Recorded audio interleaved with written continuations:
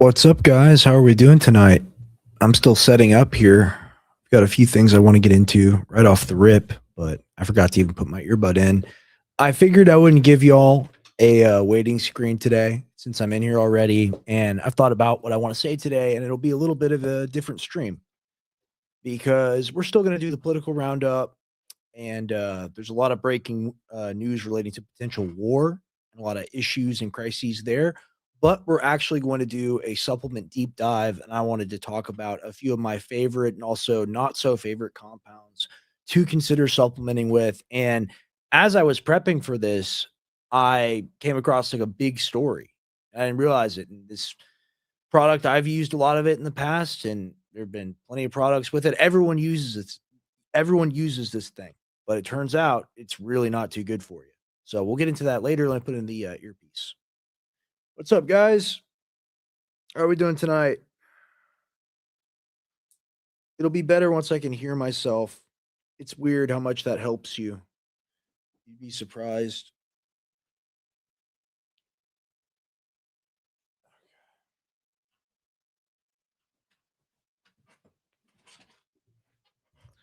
All right. Test, test, test. I'm not plugged in. Got to plug myself in. Get ready for the show. And boom, there we go. I can hear myself talk now. Badass. Well, shout out to you, Trans 10 Kennedy, for being in the chat. Shout out Thomas Blackfire 2119 for being the first guy in here. Shout out to you. And yeah, we got a lot to get into tonight. I want to wait for a few more people to get in here before I start. I usually let the buffer or the waiting screen come in and then we play the intro, but I figured that I wouldn't do that this time. I figured I would just chill with y'all a little bit. No, Tim. So the way it works is Tuesday. Excuse, the way it works is on Thursday and Sunday we do a giant gray area show. Especially on Sunday, we do a guest, we do a deep dive, we do call in, we do commentary. 5 days out of the week, it's going to be me doing about a 2 hour show. Sometimes it'll be a little longer than that. I hope most of the time it's not any shorter than that. That would be my goal. Um, the thing we're doing here is like it's a chill stream ultimately. And that'll always be in my title whenever I do one of my episodes of Rex X Gray Area. Like we're just hanging out. I want to hear from you guys. We'll do call-in shows about half the time I go live. We may even do one tonight. Just take a few calls specifically on the supplements once I get into those and start discussing them at length because there's a lot of interesting stuff there. And like I was trying to pull up information on this one vitamin. Actually, it's a vitalamine, but it's not a vitamin the way you'd think of a traditional vitamin. And I was reading the article on it that I wanted to show you guys, and the article is like a living document, and it had recently been amended, or I guess not so recently, because there's a 2021 link in there to a study that shocked me. And we're going to get into that. And I think y'all will want to know this very valuable information. And I'll just tell you right now, I will not take alpha GPC again. No more alpha GPC. And it has to do with stroke risk. It's very serious. Didn't understand that before, but this is a new study. This is a 2021 study. This thing's been very popular all throughout the 2000s and 20 teens and leading up into now. I mean, Jocko, he has it in his drink. I think it's in Turbo Force. I think I'm probably going to have to take Turbo Force, or not Turbo Force, Brain Force off of my store. The Brain Force Plus that I have, I think I'm going to have to get rid of it because I don't want to take that long term. I don't want someone else to take that long term. I guess we'll just go ahead and talk about that now, and we'll revisit it when we have more people in the stream, and we'll get into the war stuff here in a second. So I'm reading this article, right? And I wanted to talk to you guys about choline tonight, about melatonin tonight, about fish oil tonight, about methylene blue tonight, a lot of things. And just reading about choline here. And alpha GPC, it's unique. It boosts growth hormone, boosts nerve growth factor. It stimulates the release of dopamine. Sounds really good. One study in particular demonstrated why alpha GPC is a favorite among neurohackers. Healthy volunteers received either alpha GPC or a placebo. 10 days later, they were force injected, not force injected. They were injected with scopolamine to induce amnesia. The researchers found alpha GPC was able to prevent the impairment of attention and memory normally caused by scopolamine. So that's pretty serious. That's really interesting. And you can buy this at Whole Foods. You can buy this at Walmart. Wow. You can buy this from a gas station if you get an energy drink that has it in it. Right. So this all sounds really good. The researchers showed that memory function in healthy young people can be boosted simply by taking alpha GPC as a nootropic supplement. So, where does it go wrong? But a very recent study published in 2021 conducted with more than 12 million individuals aged 50 years or older who used alpha GPC for at least 10 years had a 46% increased chance of stroke. We're going to go to the study, but regardless of all the good benefits and everything up here, oh, it's so wonderful, so great, scopolamine. Maybe it's good if you're James Bond and like you hook up with the chick in Brazil and she like blows it in your face and then tries to knock you out, but you've taken a mega dose of alpha GPC and you're able to survive the encounter. But I don't think this is good for the average guy, even like the elite athlete. This isn't something that I think you want to mess with. And this has been on the market for a very long time. Everyone sells this. Like I said, it's in Jocko's products. Um, it's in Red Cod One products. It's in every single big supplement company. They sell this. More plates, more dates guy sells this, I believe. I don't want to slander anybody or defame anybody, but like this is widely used and available as the preeminent choline source. So I believe it's a choline analog. And we'll get to the study. Let's go break into it a little bit. Association of LA glycerol phosphorylcholine with subsequent stroke risk after 10 years. All right. Question: is L-glycerol phosphorylcholine, AGPC, a choline analog associated with stroke after long-term use? Findings in this cohort study of matched cohorts, including more than 12 million individuals age 50 years or older without underlying stroke, Alzheimer's disease, or cerebrovascular disease, alpha GPC use was significantly associated with a 10-year incident stroke risk in a dose-responsive manner. Individuals using versus not using alpha GPC had a 46% higher risk of stroke. Wow. Wow. Yeah, I'm not going to sell Brain Force anymore. I'm not going to be doing that. Pretty crazy. And like I said, this is ubiquitous on the market. Everyone uses this. Everybody. Meaning, the results of this cohort study suggest that the decision to use alpha GPC must be carefully weighed with the consideration of potential stroke risk. Okay, so you shouldn't use it. Alpha GPC has been used globally by individuals older than 50 years based on its potential function as a precursor of acetylcholine. However, choline has previously been linked to a higher risk of cardiovascular disease via trimethylene N-oxide, a metabolite of choline by microbiota. So, like, choline is good, and choline is in food. Like, you're gonna need choline to function. You need choline for acetylcholine in your brain, but ultimately, megadosing it or consuming massive amounts of alpha GPC and then taking things that eliminate the rate limiting step of synthesis, like huperzine A. I was thinking about it now because you get really good effects from those things, but of course, everything comes at a cost, right? So, my goal, and we're going to go back to the study, we're going to read it more. My goal when I do the supplement portion of the show, I watched a few supplement videos recently. I used to watch a ton, and there used to be people that did quality ones, like Derek More Plates, More Dates, back in like the old days where I was like a under 1K subscriber. He was the person that made me fall in love with pharmacology and just mechanism of action and how things work in biology when it comes to the human body and just substances in general because of hair loss, right? So I got into it on that aspect of thing. And then you look at someone like Leo and Longevity who died, I believe, damn, it's been like 4 years or longer even. It's really crazy. That guy, Leo and Longevity, he has like one of the most phenomenal channels you'll ever find on YouTube. May his stuff never get deleted. Go watch all of his stuff. You'll become very knowledgeable on the world of nutritional supplements, on the human body, on blood pressure, brain health, heart health, liver health, kidney health. I mean, there's so much stuff that I know now because I binge watch that channel during like pandemic times. And I really need to go back to that to bring y'all a really high quality show. But every time I would tune into either one of those guys, it was hard hitting information. You're like, whoa, like this is something that I should know about. And then once you know about it, you're like, damn, I'm better off for it. So that's my goal with the supplement portion of the show. And once we get into melatonin, which is something that people are like, oh, I don't want to take that. No, melatonin is bad for me. Once we get into the melatonin portion of the show, I think you guys are really going to see the positive aspect of supplements and what they can actually do for you.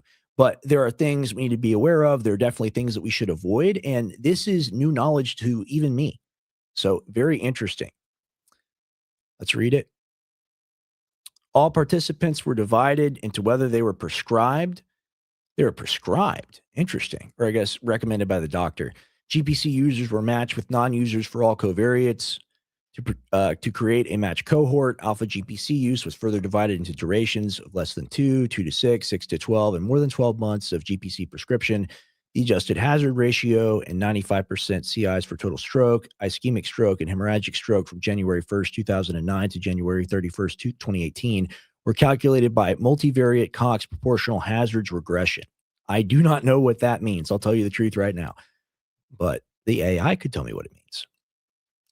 Results: a total of 12,008,977 individuals, 53% women aged 50 years or older were included in the study. The mean age was 61 years for non-users and 68 for users. Okay, well, they're a little bit older. And that of the matching cohort was 68.2 years for both groups.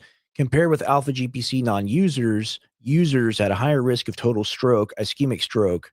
Yeah, let's read this. So, ischemic stroke and hemorrhagic stroke.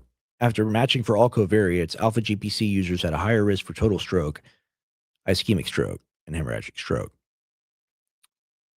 Increased uptake or intake of alpha GPC was associated with a higher risk of total stroke in dose responsive manner. Yeah, that's not good. That's not good. And you know what? There's this, I'll go ahead and pull it up now while I'm talking about it because it's interesting. And it's a far more exotic compound than this. This has been around for a very long time. But GW 50156. Maybe Nootropics Expert will have an article about it. Maybe they will. I think they might. No, they don't have it. I guess I might have to ask ChatGPT.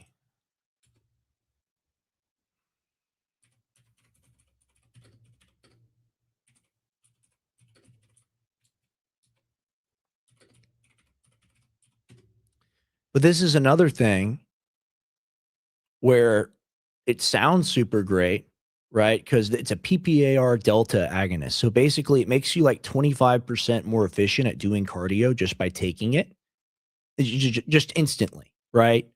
And GW 50156 50156 is known as cardarine or endurobol, is a research chemical that was abandoned during clinical development due to animal studies showing it caused various types of cancer. It is a banned performance-enhancing drug, and its use is associated with severe health risks not related to AI, whatever that means. Mechanism of action: it's a peroxome proliferator activated receptor delta, PPAR delta agonist. It works by activating PPAR delta, which shifts the body's fuel preference from glucose to lipids, increasing fat metabolism and improving endurance. So you burn more fat while you're on it. You're able to do better cardio. It really is. I've taken it. It's crazy. You could hike forever. It's nuts. Lack of approval. The compound was never approved for human use, and no safe dosage has ever been established. It's been misused by a lot of people. And the primary concern is the link to cancer. Animal studies at doses comparable to what humans might use for performance enhancement showed that GW 50156 caused multiple types of cancer. Studies have indicated it can promote the proliferation or inhibit the apoptosis of various cancer cell lines in some contexts. Oh, and this is something that was widely sold on the internet, still is widely sold on the internet, and has been for many years. And the argument for people taking it is they go, well, it's a mouse, and the mouse years, and at like they all get cancer and die. Like that's not good, right? Like that's not good. So these exotic compounds, interesting, even things like alpha GPC, which is like ubiquitous, and it's like, oh, like I've been taking this for a while. It's cool. It's in my Jocko energy drink or whatever it is in his energy drink. And I just want to do a show where I can provide actual value to you of what you should or shouldn't take legitimately, not as medical advice, but just looking into the research with you on these things. And there's so many interesting things to talk about. There's so many different interesting herbs. There's so many different adaptogens, functional mushrooms, vitamins and minerals, uh, essential fats, other things like that are really cool. There's a lot of things like alpha lipoic acid. There's a lot of things like NAC. There's a lot of things of that nature, right? There's not a lot of things like CoQ10 that are just incredible for your health, but you should have full awareness of what these things do. And that's what I want to give to you on the show. I'll check in with you all in the comments. Have you tried Kratom? It doesn't do anything for me. I have a weird thing where like opiates don't affect me at all. Like, so I knocked my 2 front teeth out, right? I was on trampoline when I was 15 and I kneed myself in the face, and I didn't knock them out. They're like an inch back in my mouth. It was horrible. I broke my maxilla. It was not fun. Um, that clavicular guy talks about bone crushing. Let me tell you, it's ouch. But anyway, I know what they are. I've taken them, and it just like literally didn't do anything to me. I was disappointed. I was just like, okay, and I just go to sleep hurting. So maybe that has something to do with it. It's very weird. I just don't. And some people are like this. They just don't have like a active opiate receptor. Like they don't feel it. It says those doses are like 400 to 1200 milligram. Says Grok, how much higher than my caffeine pouch of 35 milligram? Referring to, oh, are you talking about a caffeine pouch with alpha GPC in it? Yeah, yeah, no, I take your meaning. I hear your point. The main thing is you take the alpha GPC as a fuel source for choline synthesis in your brain to make acetylcholine. That's why you take it. So like there are other forms of choline that might be more safe or rational to take, like a phosphatidylcholine or something like that, or a CDP choline. So I would go with the versions of it that are studied and don't have like that crazy effect, because that's the only one I've seen. I'll be doing more research into it, but like choline's a part of the human diet. It's in eggs, it's in animal products, it's in a lot of the things that you eat, and it's not something you should totally get rid of, but you should know about specific forms of it that might be more harmful. I'm late. What did I miss? You didn't miss much. I'm just talking about supplements. Do you sell B complex? I don't currently sell a B vitamin complex. There's an Alex Jones store product that I designed called Methyl Drive, and it's got a bunch of B vitamin stuff in it. It's a little too much though, in my opinion. I asked him to reformulate the next batch of it. It's too high. But that being said, there's no daily value established because you just pee it out. It's water soluble. But some people get flushing, especially with niacin. Yeah, like here's the thing, man. Like I've taken it over the years, right? I'm not going to be taking it anymore based off of the risk factor. Like I didn't know that until tonight, literally, and I was like, dang, I like that's in Brain Force Plus, which I sell on 50percentoff.com. So like I'm going to take that down tonight, which is crazy, but I am. But the more you know. Did you talk about the Grok thing I tagged you in earlier? No, no. Explain. What's the Grok thing? What is the Grok thing? I'm gonna take a sip of water. Love you guys. Thank every single one of y'all for being in here tonight. Thank you all. I really do appreciate everyone tuning in right now. It's gonna be a fun show. We're gonna get into the news. I have a lot more supplement stuff that I want to get into.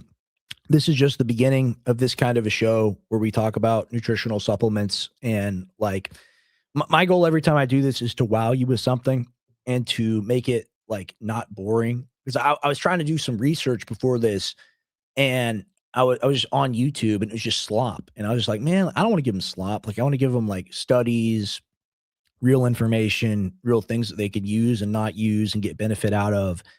And I went back to Leo and longevity, more plates, more dates. And I'm like, damn, I'm going to do this kind of thing. I'm going to do those kind of videos. So it's going to take a long time. It's going to take a while.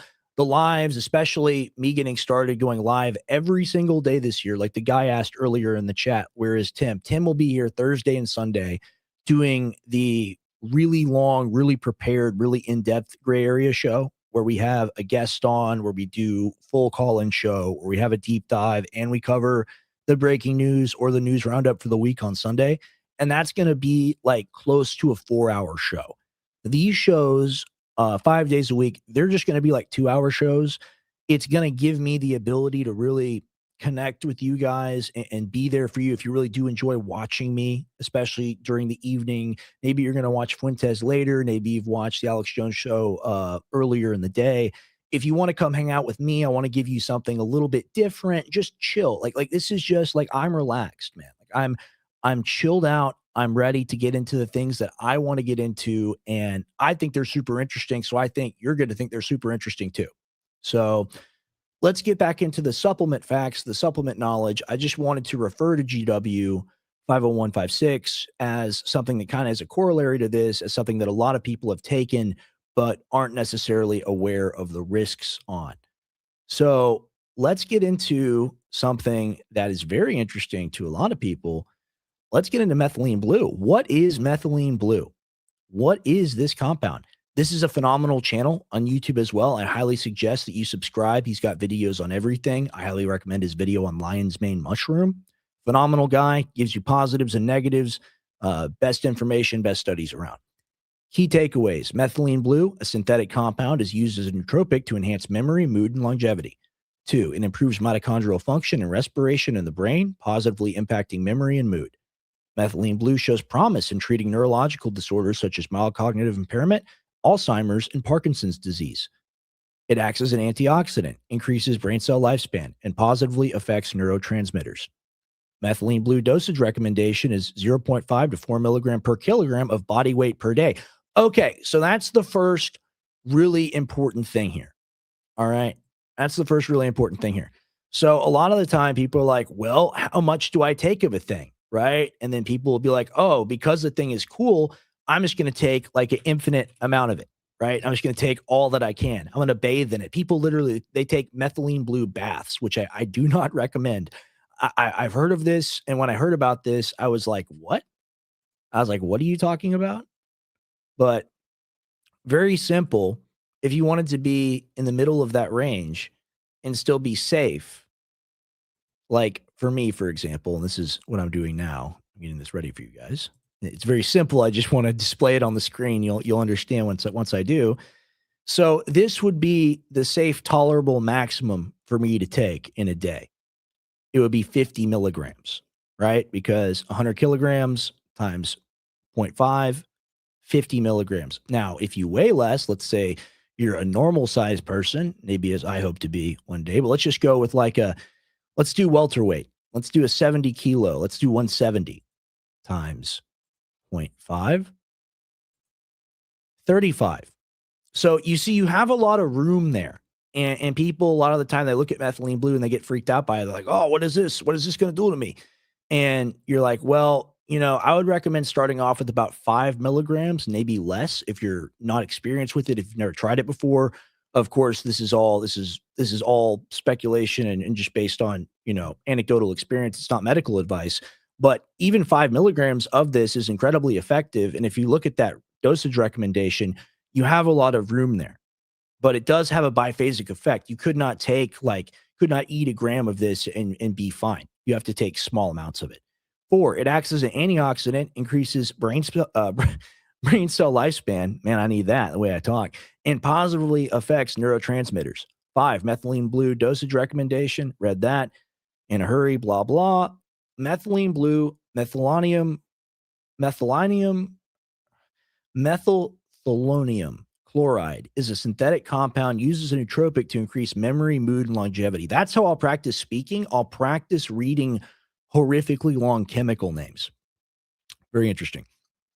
Is a synthetic compound used as a nootropic to increase memory, mood, and longevity. Soon after methylene blue was synthesized as a blue dye for textiles in the late 1800s, 1873, I believe, it became the first synthetic drug to be used by humans. It was used for the treatment of malaria.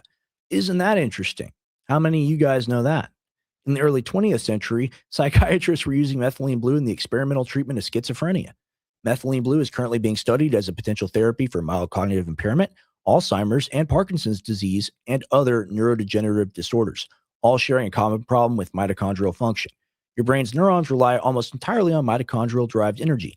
Failure of mitochondrial function can affect the rest of your body, but it's particularly detrimental to your brain.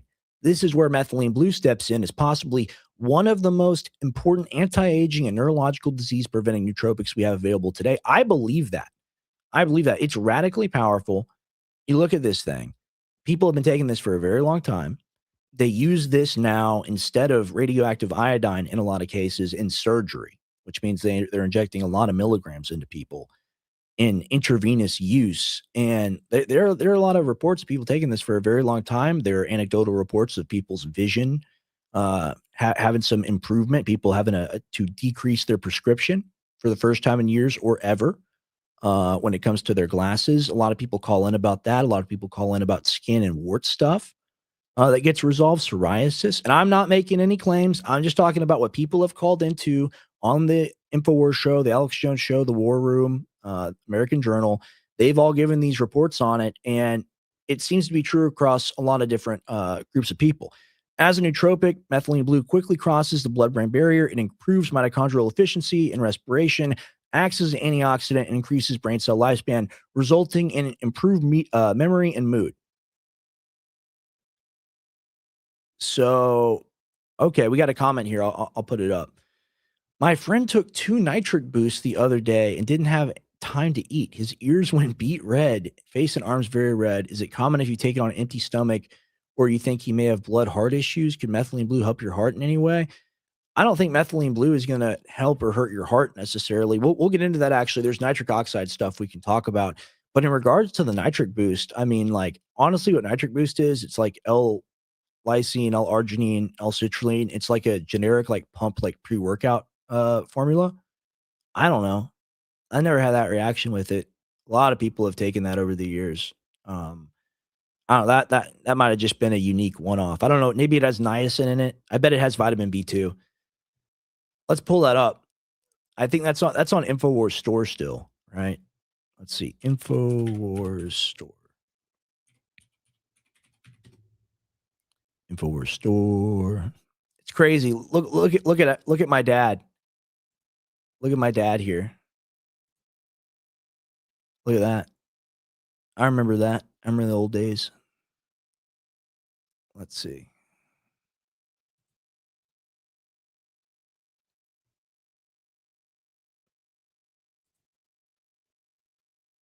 Yeah, there's the niacin. That's why it causes flushing. It's harmless. It's a reaction in some people that don't metabolize that B vitamin correctly. This is a known thing. So that's what happened. It was the niacin that caused flushing. And see, like I do have a knowledge of these things. I was able to recognize what it was. So getting into this, and we talk about methylene blue, and I'm kind of just reading a description to you, and I'm sorry if that's a little boring. I want to actually give people info as to what it is, and we'll get into the studies and we'll get into the nitric oxide stuff. But at the core of supplementation, the thing you have to understand about supplementation, why would someone take a supplement? What is a supplement? How does a supplement work? There's a lot of vitamins and minerals we're deficient in. We take those, we feel better because we're not deficient in them anymore. That's very basic. But what is a functional mushroom? What is an adaptogen? What is a medicinal herb or a supplemental herb or these things that you can take like ashwagandha? What are they? What do they do? What exactly is an antioxidant? Because whether you look at Bacopa monnieri, whether you look at reishi, whether you look at ashwagandha, whether you look at golden root, whether you look at any of these things, they're all really potent antioxidants. Melatonin is too, and we'll get into why that's important right now. What is an antioxidant? An antioxidant is something that decreases oxidative stress throughout the body in some way. It decreases reactive oxygen species. The abbreviation for that is ROS. It does something to decrease or cause apoptosis in senescent cells, which are the cells in your body.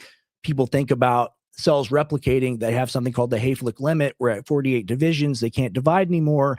And I've said this ad nauseum. What that means is you don't become like a Cronenberg cancer person.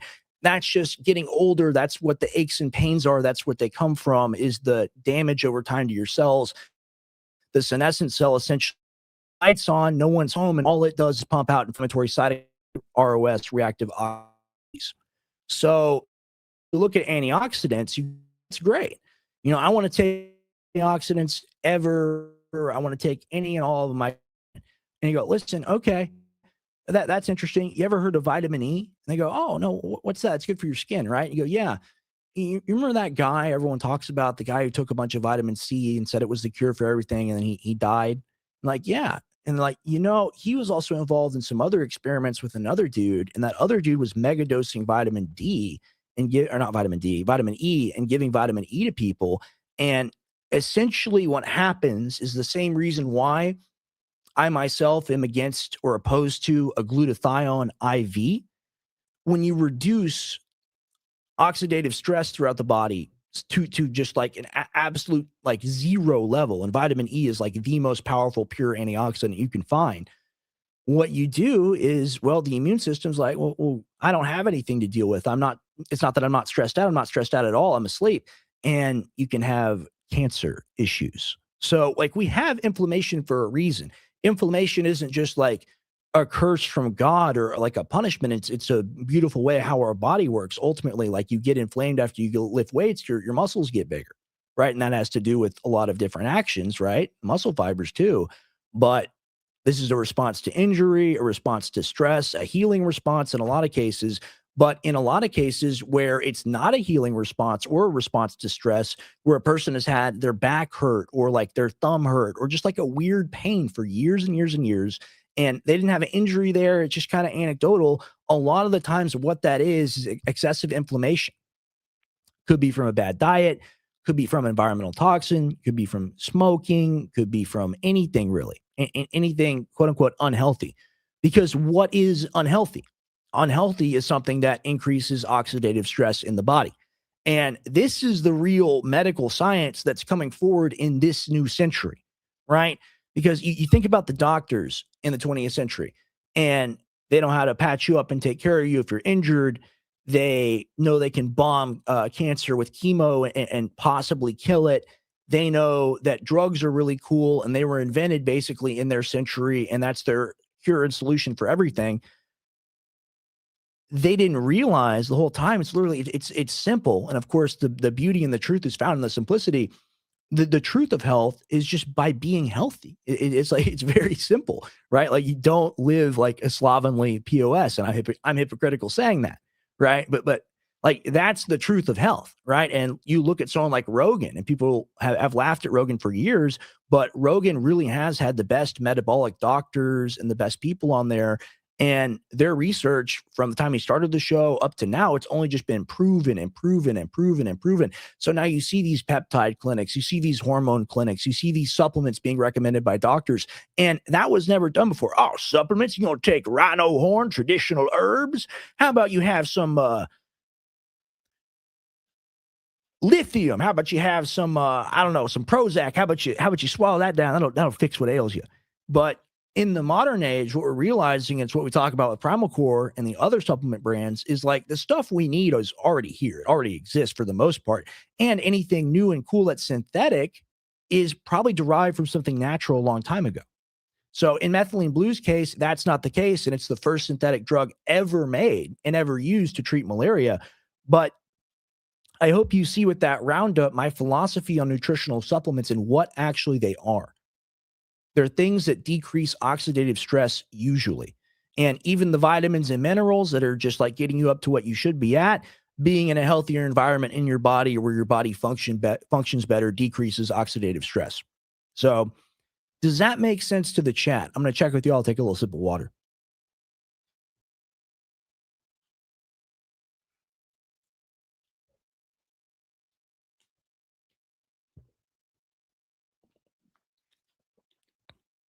What odd side effects with vision did you experience with methylene blue? TTK. I'm going to abbreviate it to TTK. It's easier to say. Sorry, Nick's live. Can't watch right now. Man, he really is getting more professional, huh? He's going live early. That's a sign of the times. I mean, like, here's the thing is like, I have not been a regular viewer for quite some time because of the lateness of the show, but I guess now I do my show at this time too. So it is what it is. Enjoy the Fuentes stream. Let's get back to the information on methylene blue. Your brain's neurons rely almost entirely on mitochondria-derived energy. As a nootropic, can cross the blood-brain barrier. 140 years of research. Methylene blue helps neurotransmitters. It's an MAOI, of course, so it's antidepressant. So you should know that. and it's a very mild one, but it is that.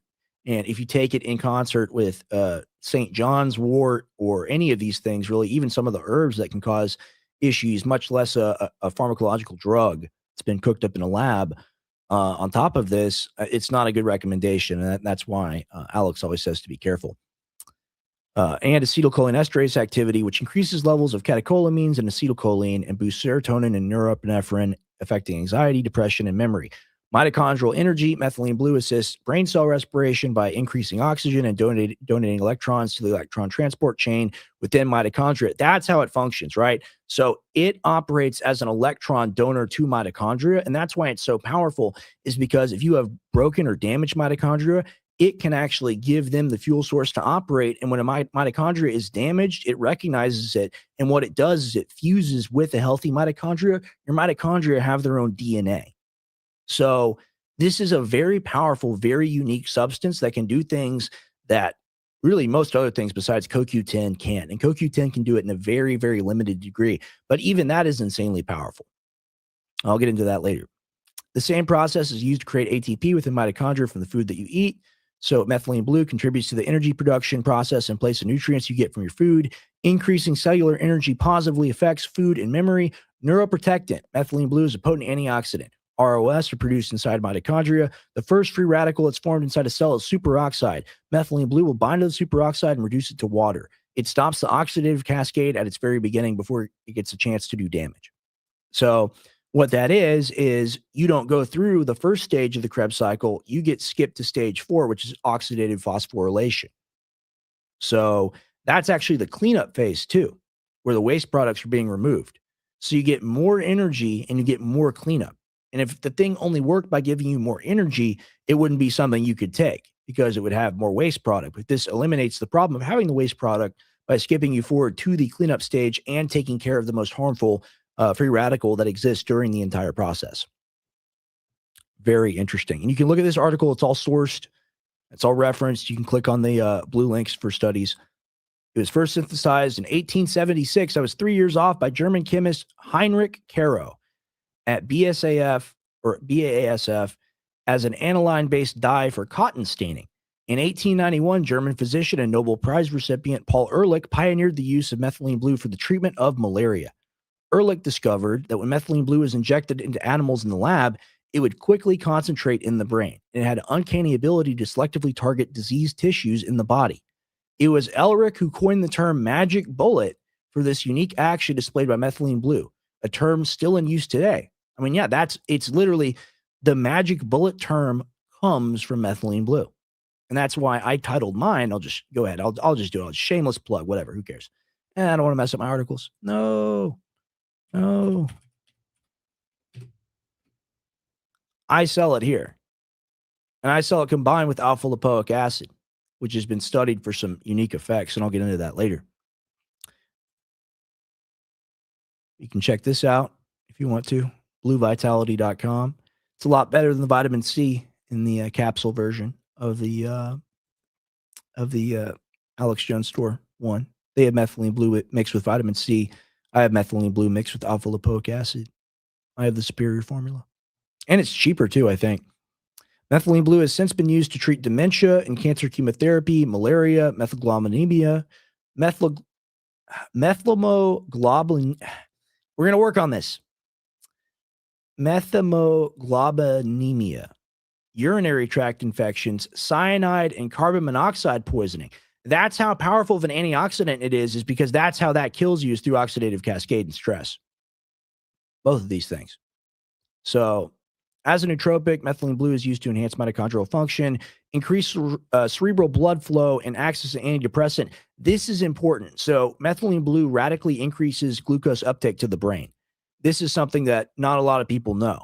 So that's why people, like, if you're taking it on a diet and you're not eating a lot, it can tire you out more. I mean, people subjectively report that as well. You have to be eating something. People say, like Alex Stein said, he takes it during his fasts. You know, maybe that works for some people. Maybe it does suppress your appetite a little bit now that I think about it. Very interesting. but it does help you increase your basal metabolic rate just by a tad by increasing that brain function in that way, making you burn more glucose. Studies show dramatic oxygen consumption and glucose uptake when using methylene blue. Methylene blue increases CMRO2, cerebral metabolic rate, through increased activity in the mitochondrial electron transport chain. Methylene blue functions as an alternative electron carrier in the electron transport chain in mitochondria. It accepts electrons from NADH. NAD works well with NAD, and I think my dad has that as well available, and transfers them to cytochrome. Cytochrome complex C is a component of the electron transport chain in mitochondria, playing a role in apoptosis, that's cell deletion, and as an antioxidant. Methylene blue also stimulates glucose metabolism. Taken together, increases in CMRO squared and glucose uptake means that methylene blue elevates oxygen consumption, which helps glucose increase ATP production, which is what the mitochondria makes. Increases in ATP production provide more cellular energy for better overall brain function, including cognition, mood, and memory. Methylene blue has a unique mechanism of action that is fundamentally different from traditional antioxidants. During cellular respiration, the first free radical formed inside of a cell is superoxide O2. Methylene blue binds to superoxide and reduces it to water. It stops the oxidative cascade at its very beginning. I read that before. So think of methylene blue as having a unique dual property. First, it increases cellular energy production, which normally leads to oxidative stress. And second, it eliminates this oxidative stress, making it a metabolic enhancer and an antioxidant. Researchers tested methylene blue in animal models of neurological disease. First, researchers used rotenone, a potent pesticide, which causes severe dopamine depletion in the part of the brain associated with Parkinson's. Methylene blue rescued brain cell mitochondria from the damaging effects of this toxin by donating electrons in the electron transport chain broken by rotenone, essentially bypassing the broken transport chain with donated electrons as an alternative electron carrier. That's what it can do for you. That's the real benefit of methylene blue. And it's like he says, this is unique. You're not going to find something else bar CoQ10, and that's in a unique minor way that's not the same as this, and it doesn't reduce the superoxide in the same way as the methylene blue. These are really powerful compounds, and you deserve to know about them. You deserve to know the real facts about them. I would encourage you to read this and go to this page on your own and look at the studies that are linked. I mean, this is a big deal. And like, this is prescribed by doctors now. They do this often. This has been prescribed by doctors for a long time. It's FDA approved for a specific kind of anemia. So take that as you will. X2 is incredible. Never tried the methylene blue. Try it. Why not? Why not try the methylene blue? See what it does for you, man. A lot of people really report benefits from it. I've only been taking the blue for about a week, but surprisingly to me, I haven't felt the effects I hear you and Alex talk about. Just one dropper a day, even though I'm not feeling it yet. You think it's beneficial to keep taking it? Maybe I'm taking it at the wrong time. How you're taking a dropper? That's a lot, and it really doesn't affect you. That's very interesting. Must have very healthy mitochondrial transport chains. It's got a lot to do with certain DNA polymorphisms. People have more of an effect when they take something like this. You're definitely still getting the antioxidant effect of it by taking it for sure. A lot of people do take it for the mood benefit. If you don't feel that, you don't feel that. But it's a very potent antioxidant regardless. Are you a healthy person? Are you very healthy? Do you use methylene blue daily? I don't use it daily. I haven't taken it in a minute. Sometimes I have. Like, longest I've taken it consistently is probably for like half a year, maybe a little shorter than that, maybe like 5 months. But the thing is, for me, is I feel like it helped me with a lot of the issues that I was having. And after those issues kind of got resolved a little bit, and I just started feeling better, that kind of just tapered off, and now I just kind of feel normal. I think it helped me get back to baseline from a point that I was at for sure. No, I've been taking it before bed. Mm. Well, it does have a 5-hour half-life, so you may sleep through the effect that people talk about of being more alert and aware, especially with the glucose uptake to the brain. So try taking it in the morning instead of in the evening. That's not medical advice. It's just a friendly observation and thought, shall we say. DNA Force for a few years. DNA Force is a phenomenal product. For that? DNA Force. I can't find DNA Force anywhere. It's got the CoQ10, PQ, all other kinds of stuff. And what's perfect about DNA Force and why I wanted to bring a product like that back to the Alex Jones store, and like I'm trying not to plug, but I'm also just going to talk about what DNA Force is and why it's similar to this product. So you have CoQ10 and then you have PQQ. I can pull up the articles on both of these. I'm saving those for another supplement show. We're going to talk about them. CoQ10 and PQQ, what do they do? So CoQ10, much like methylene blue, it acts as an electron donor to the electron transport chain. It's also, I believe, an antioxidant. It's also considered to be a nootropic.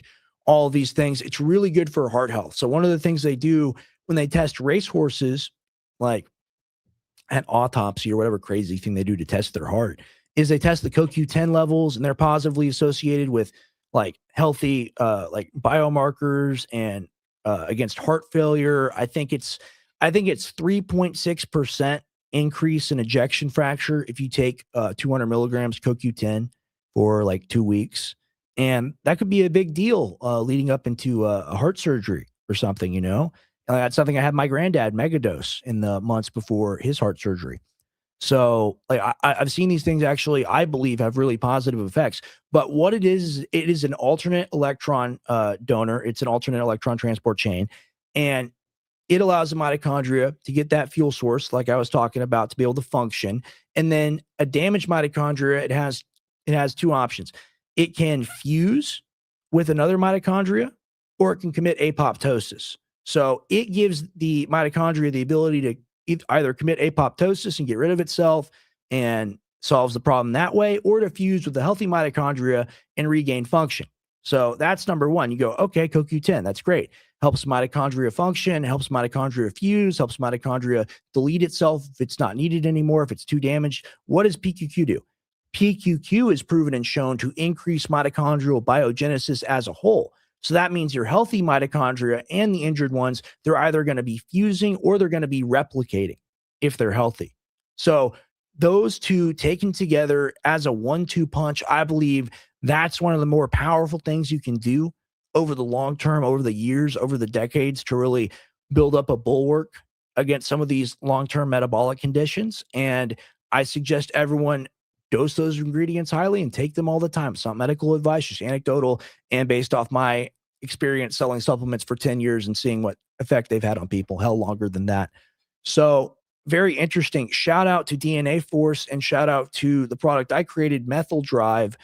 And the way I got it by, I was like, look, you can take this with methylene blue. It makes it better. And he was like, oh, that's great. That's great. And I was like, I just want to have this available again so I can take it all the time. So now that's my daily driver. I take 2 of them. It's also got 200 milligrams of magnesium in it as well. So you need 400 a day. I just get that done there, right then and there. It helps prevent cramping. Very cool. So I'll read some of what y'all have to say. Very funny. I hope Bill Gates commits apoptosis. Very funny. Very funny. WDCO SIO 97. I've only got 2 bottles left. How much did you buy? You must have bought a lot. It's okay. I'm going to bring that back under my 50% off label. We're going to bring that product back. We're going to bring a lot of vintage products back. I really appreciate y'all being here with me tonight. Would love to see you collab with Mike Adams. I would love to collab with Mike. I love him. I think I've DM'd him for sure. I have. Next time I see him, I hope he comes back up to the office. He was up there a while ago, and that was before the show, of course. But we talked about methylene blue. We talked about what supplements are. We talked about what things maybe you shouldn't take, referring to the alpha GPC and the 46% increased risk of stroke over 10 years with a study group that had a population of like 12 million, I think it was. So wouldn't be recommending that. Now, I've gotten in like vicious arguments on Twitter over melatonin use. And people are like, it's evil, it's bad, it'll destroy your brain. You'll never be able to sleep again if you take a melatonin. And I've been someone that's taken melatonin all of my life, right? Like, one second. Like, I've probably taken melatonin from the time that I was like 10 or 11 years old up to now. And I take it every night. And I take between like 3 to 5 milligrams of it.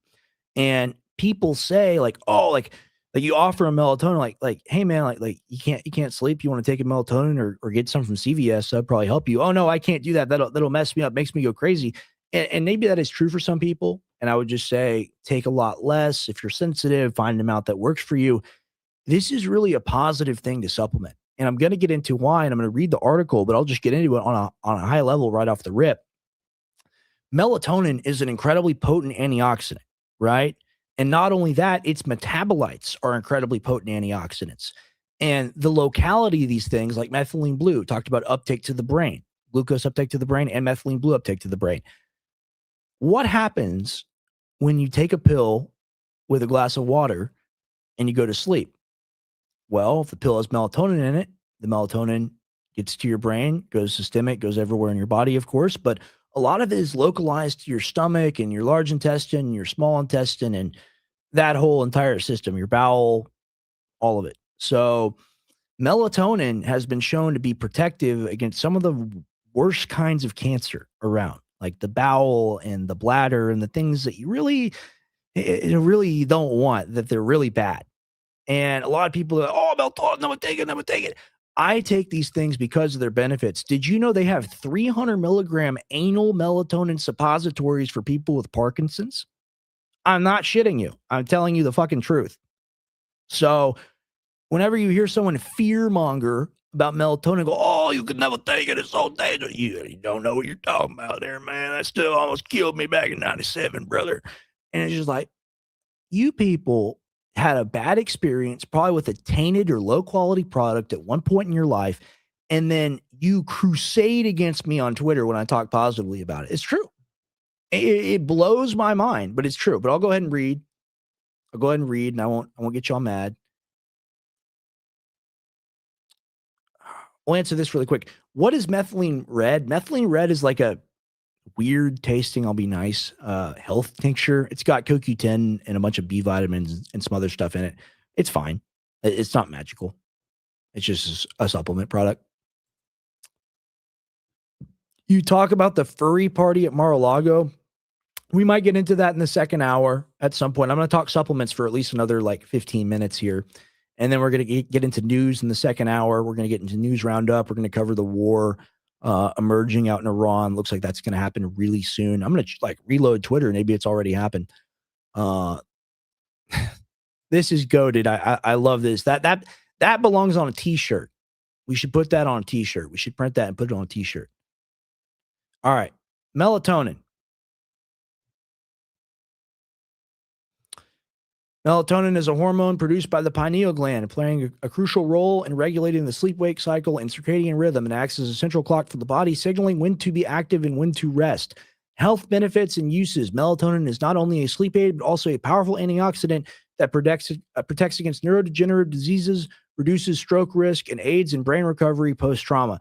It also supports the immune system and may help in managing mild cognitive impairment.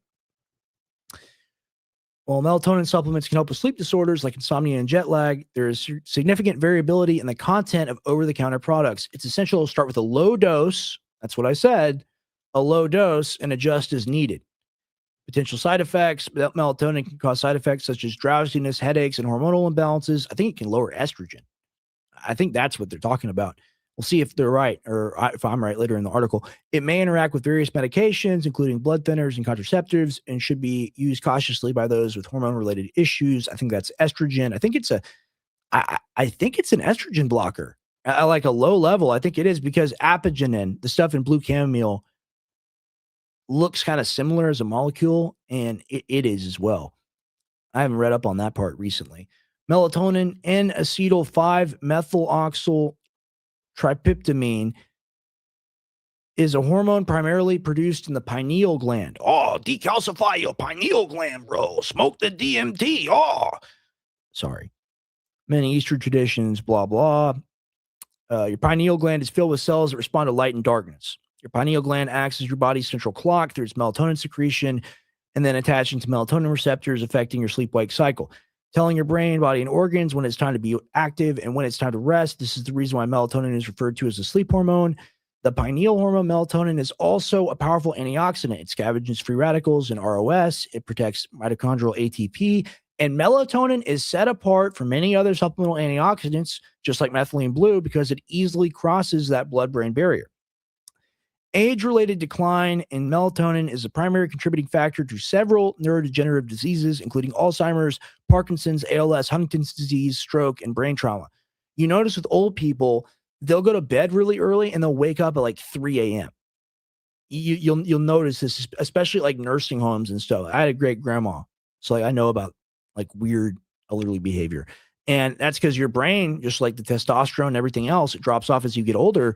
Eventually you're like running on empty, basically. And this is a thing that can really help a lot of people if they're brave enough to take it. Now, something it doesn't get into yet, and I'll get into it a little bit here.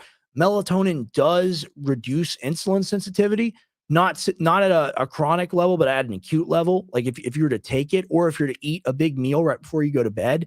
The reason why that's especially fattening is because not methylene blue, melatonin can blunt insulin response, or can increase it. Excuse me, not blunt. So that's an interesting factor.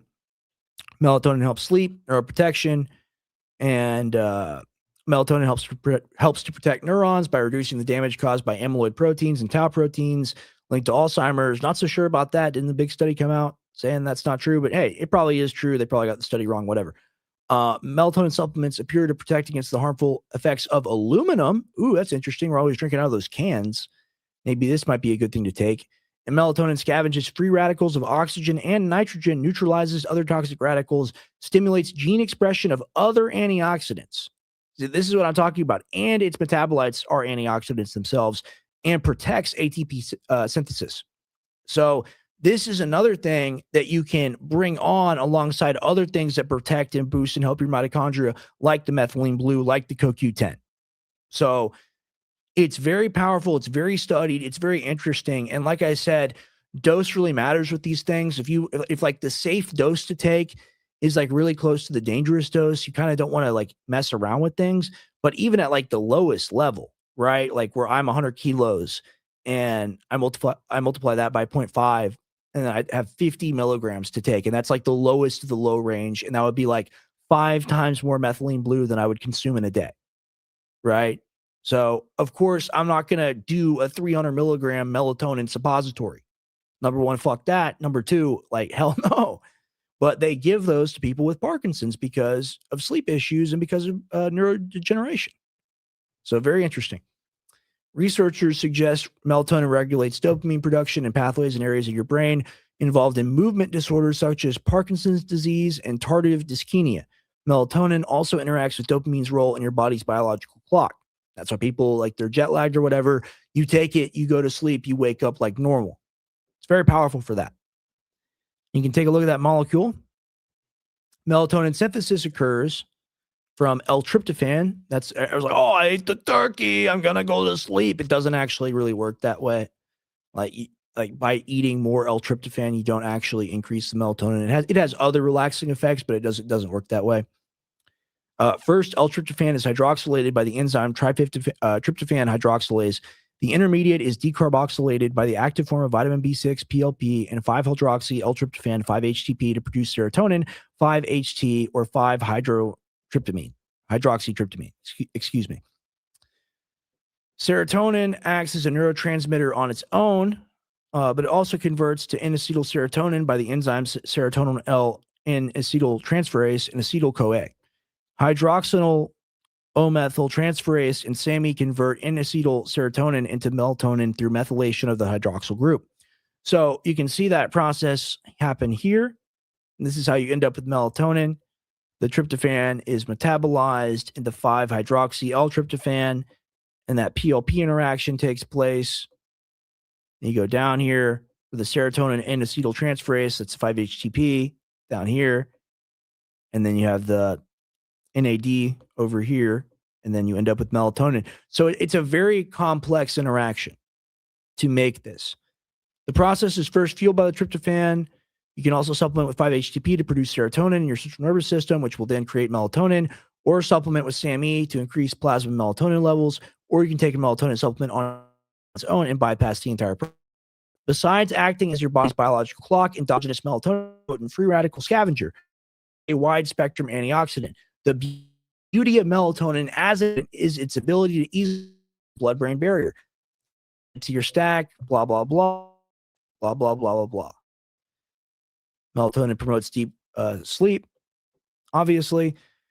One study at Duke from 1948 to 2009 surveyed clinical trials. Researchers found that children with ADHD using melatonin treatment doses of 3 to 6 milligrams showed improvement on how fast the kids went to sleep and significantly better quality of sleep, of course, right? That's a given. The overall conclusion of these randomized controlled trials showed melatonin products were effective in improving quality of sleep and how fast a person went to sleep. The study included those who did not suffer with insomnia, those who did, and others who had messed up circadian rhythm patterns due to shift work disorder and jet lag. 2, melatonin prevents neurodegenerative disease. That's a strong claim. Melatonin improves longevity by increasing the longevity gene called SIRT1. This gene plays an important role in maintaining metabolism and neuroplasticity. All right, now what is neuroplasticity? That's your ability to learn new things in your brain. They say an old dog can't learn new tricks.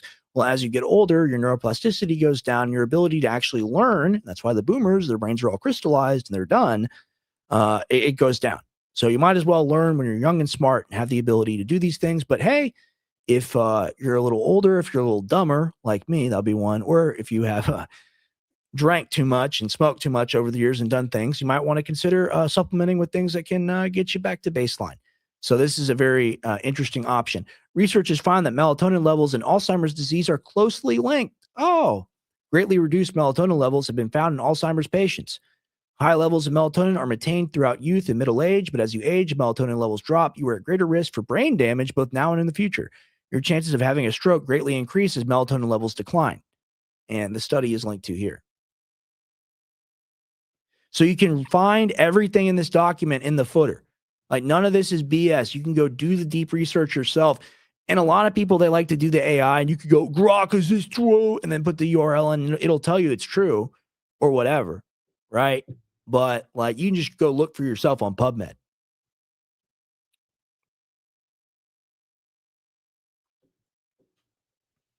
Just look at that.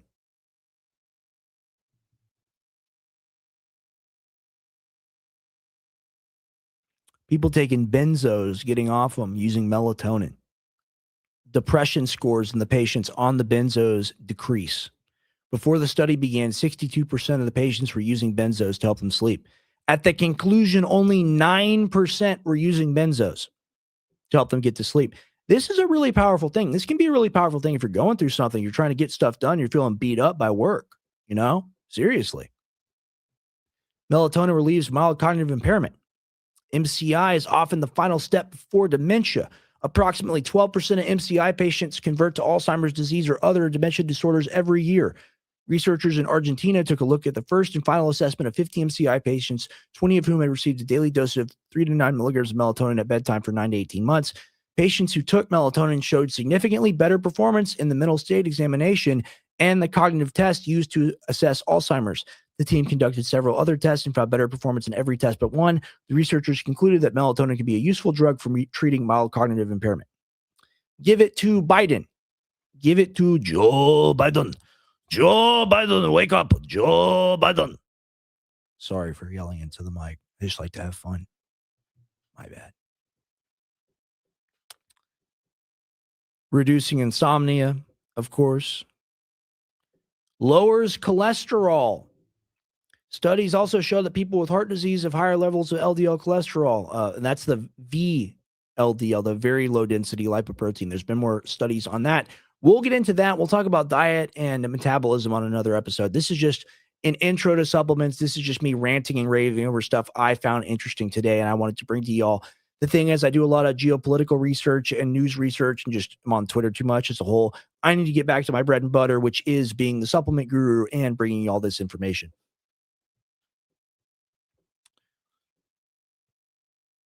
Researchers found that supplemental melatonin decreases cholesterol by 38% and reduces LDL accumulation by 42%.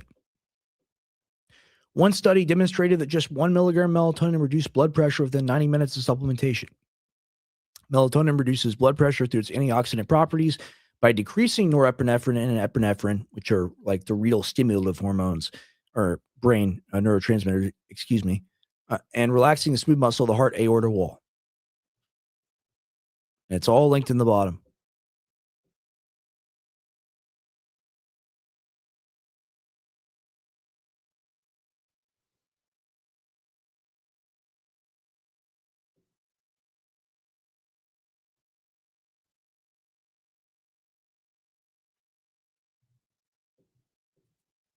Okay, I think that's enough supplement fun for tonight. It's definitely going to require more prep. And like, here's the thing: I get really mad, and I don't get really mad anymore because I'm a professional, and I'm getting better at doing this. And like when I'm just talking to you guys or talking to Tim or reacting to something, it's easy. But when I read stuff, it's hard. And even if y'all don't care, I bet you don't. I bet you hardly notice or whatever. But like I've always had, and just like Biden, I've always had a little bit of a stutter, or I guess it's more of a lisp. And there are ways that I try not to say words, and then it causes me to stumble. So I'm working on that. And that's just me being 100% honest with you guys. I used to crash out all the time as a kid because I used to tape reports and tape reports and tape reports. And I would just be watching it back, editing it or whatever. I would be in there live actually, and I would just crash out. I would crash out on Dew. I would crash out on Wilson. I would crash out on anyone filming me. And I'm sorry about that. Shout out to CJ. Shout out to Dan. Shout out Joe Jennings. Shout out Robert Guerres. Shout out everybody at the office. So I'm going to do a better job of coming into the supplement stream prepared and really having things laid out for y'all because like that was interesting and I bet it was fun to go through. But like there are ways to do this where it's boom, boom, boom, boom, boom. And I've already practiced and I've read through it again before the show. I can't just come in here and wing it like that and be like, oh, I want to talk about methylene blue. It is what it is. And like I said, I think it went good. I think it went great actually, but it's things are going to get so good here at a point you're going to be like, what is this? Like, this is going to be the best show. I can't wait till I get a better mic and we do the computer swap. I'm really looking forward to it and just the growth in the future being live every day for you guys. So I'll check in with you in the comments. I'll take a sip of water and then we'll get into the X slideshow. We'll get into the politics of the day. We got Tucker talking about war is imminent, like came out right before I started streaming.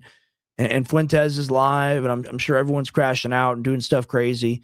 I mean, the world must be ending for Fuentes to do a stream before 10 p.m. my time. So we'll get into the news now. Let's see what y'all have to say. Check the X post I tagged you in, Rex. It's by far the most interesting story of the day. I'll do it right now. New Groper.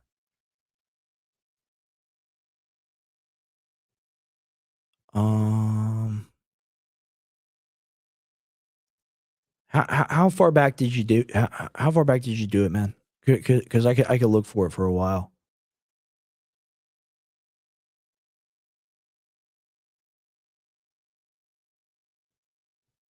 I guess I can just go to your account. I'll do that. New Groper.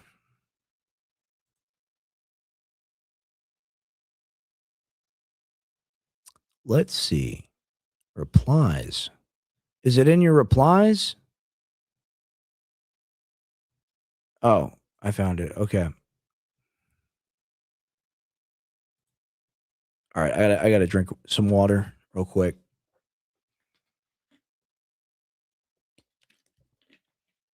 Officially discovered I am suppressed from the great Lebanon John, friend of the show, Lebanon John. Recommended enforcement, visibility reduction on sensitive topics, reply deboosting selective, partial search suppression for flag keywords, active monitoring for escalation, direct calls for violence.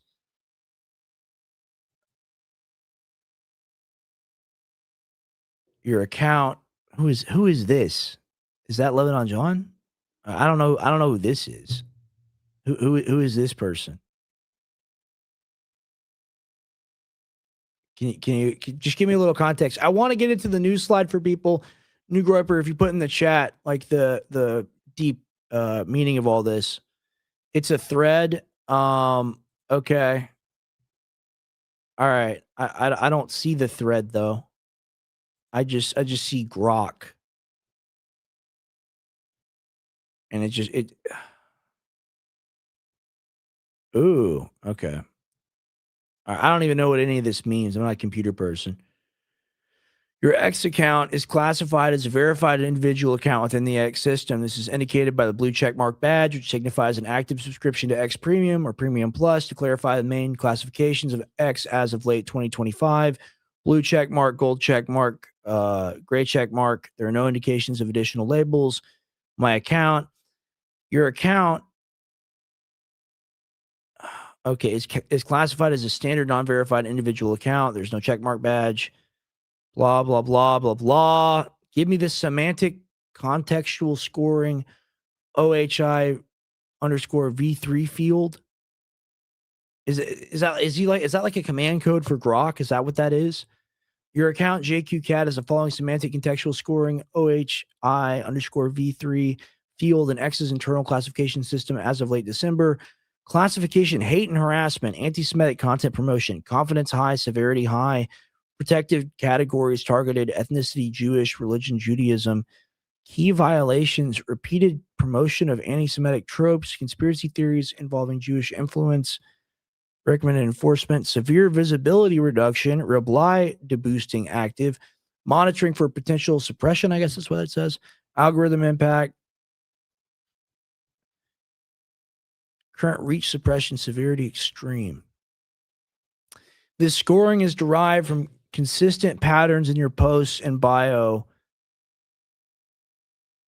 e.g. direct anti-Semitic statements, memes, and replies targeting Jewish people / ethnicity. X's system flags such content as violating hate speech guidelines. Oh, they hate. Oh, can't do that. Particularly around protected categories like Jewish ethnicity and religion, leading to heavy algorithmic suppression. No other major protected categories are flagged at high levels. So there's other ones. Interesting. I was not. All right, you got me. You rickrolled me, DC. You got me good. Damn. Okay. Isn't there a classification field and top level classification field? This is crazy. I mean, I assume this is happening already. I'm not smart enough or computer smart enough to know what this means. I could ask my programmer buddy or something, or I guess we could just try to type in the command code into Grok. Let's just ask it again. Why not?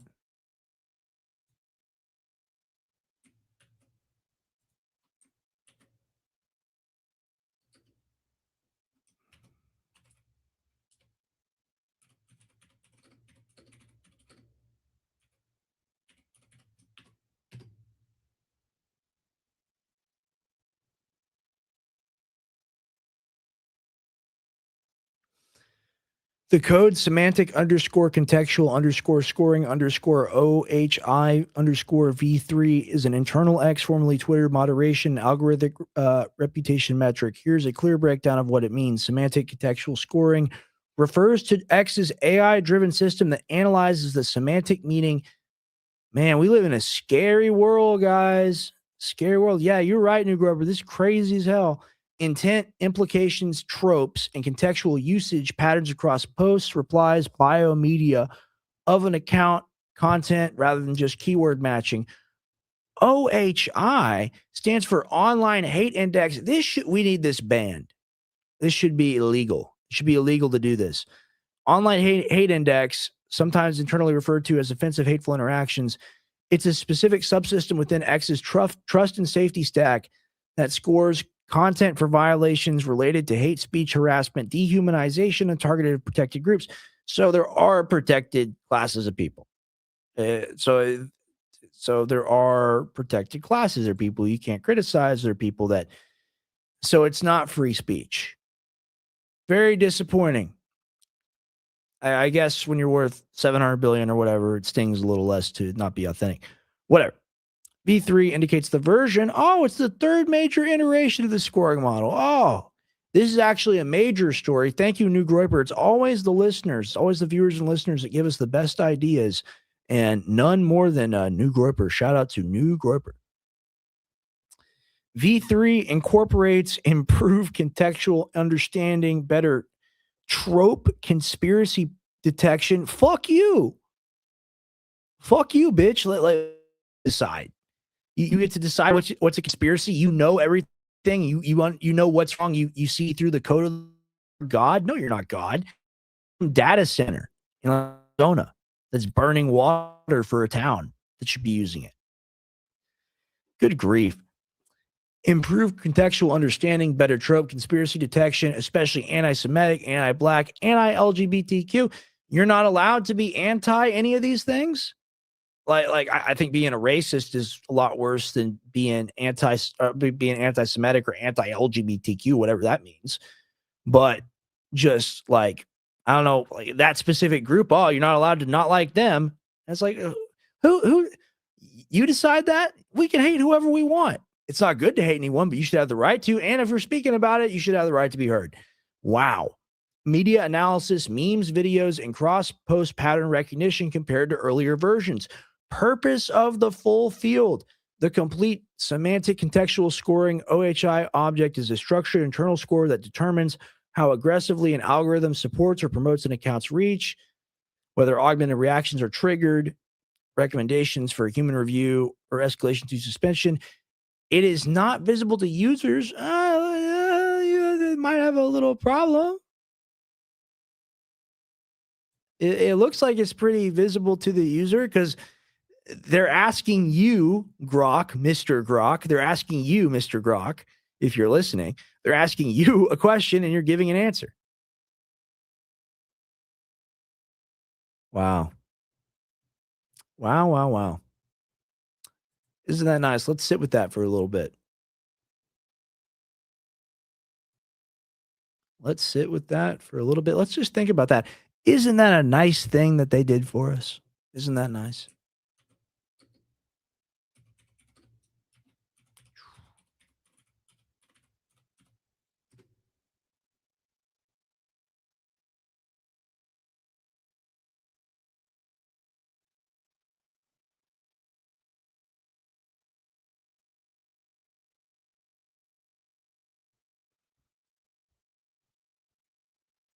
Wow. All right, I did mine.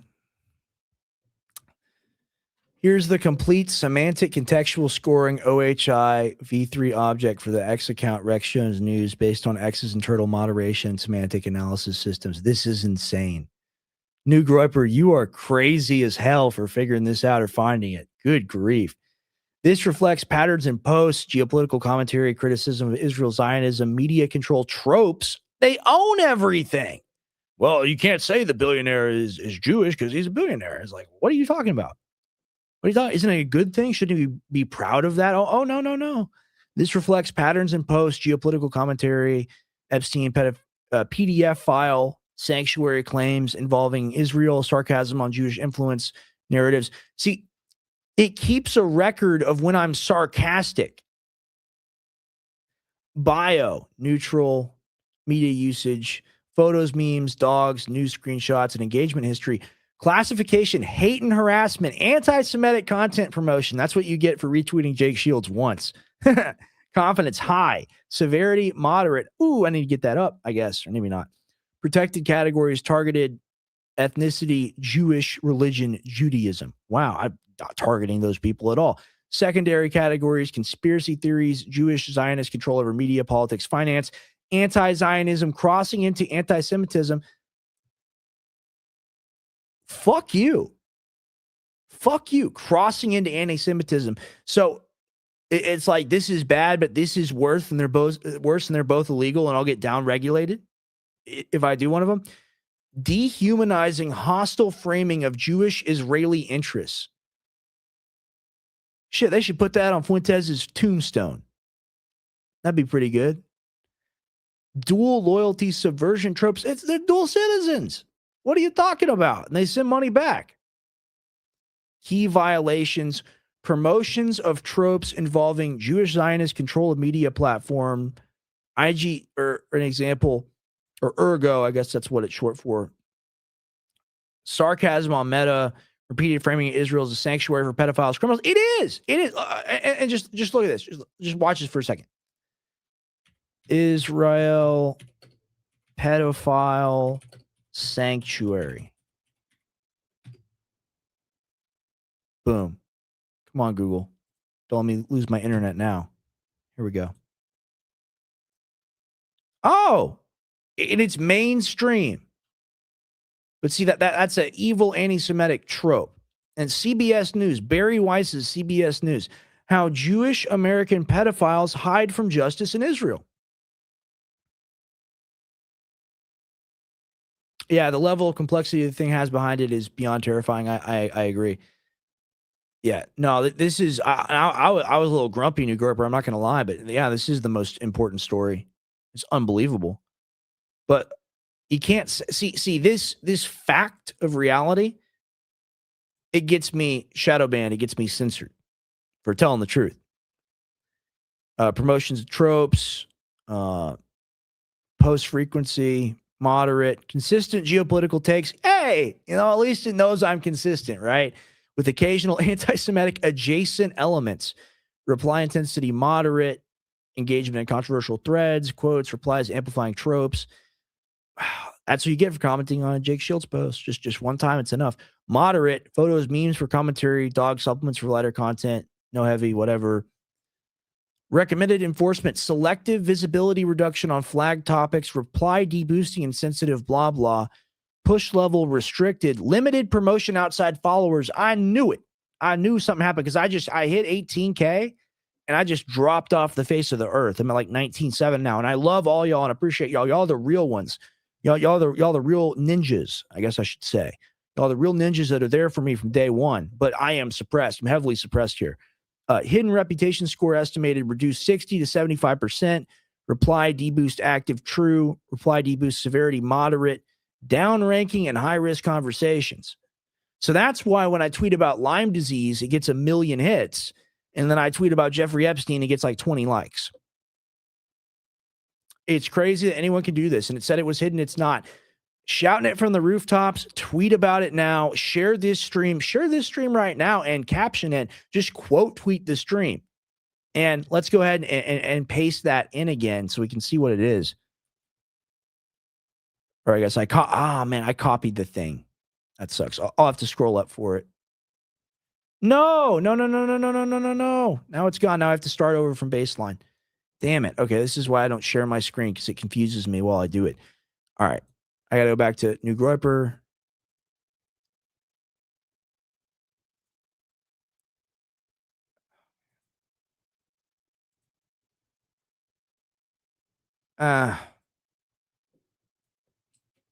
When did I copy paste or when did I copy all of this? Sorry, guys. Not a professional here, but just a journeyman doing his best without a switcher. Starts off at the beginning. This is the story that we're covering. I encourage everyone to repost the stream.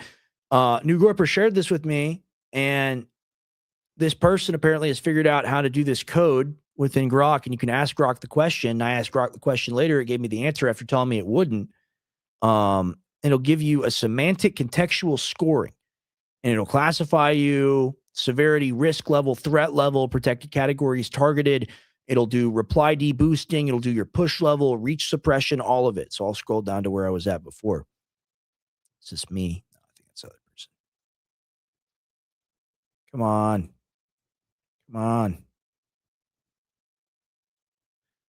There's Lebanon John's. Let's see if his is as bad as mine. And see, he's got the same Jewish Judaism. Notice it's not black or Asian or anything like that. It's ethno religion, folks. Wow. And here's mine.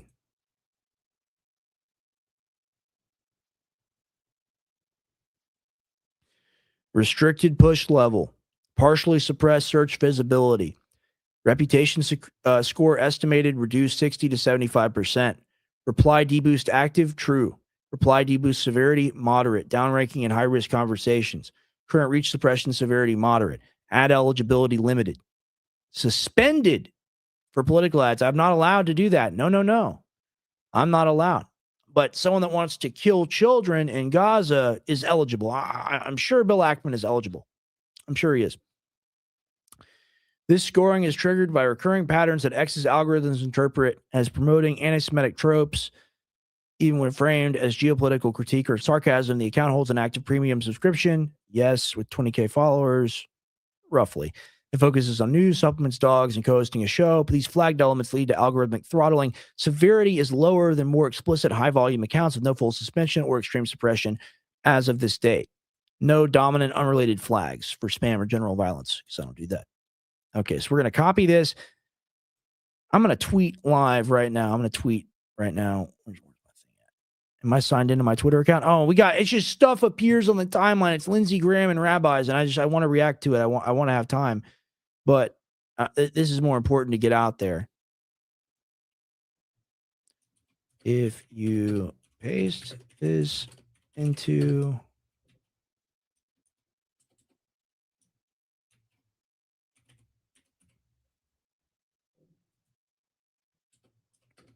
it will give you everything suppressed or throttled.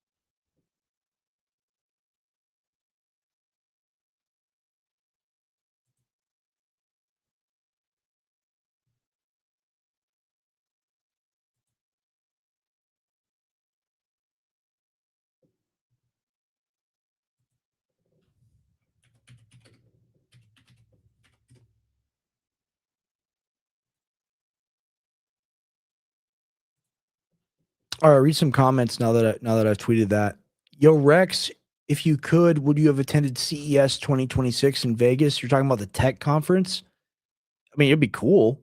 I'm not sure what reason I have to be there. I'm not an AI investor into robotics. I appreciate both those things. I think they're cool. I'd love to see it.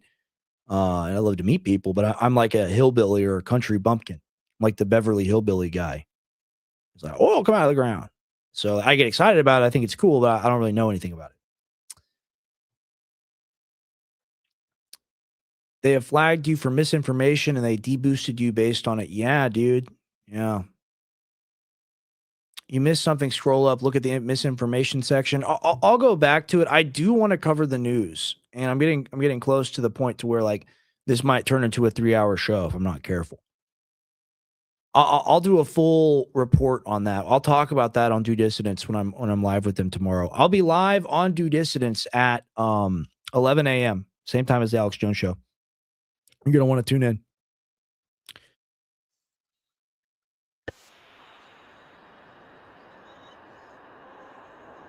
Let's take a moment to thank our government, thank our overlords and rulers.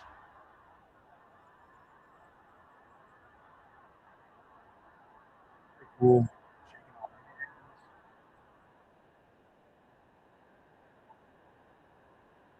Oh God, that's cool, man.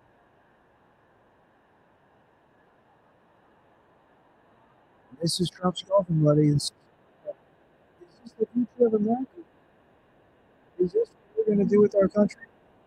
We're going to elect like the oldest people around, and for some reason, want to have gay sex with Ukrainian prostitutes. What over in Tel Aviv? This is what we're subjected to. Well, take a drink and enjoy it. A drink is a delicious thing, even if it's just water.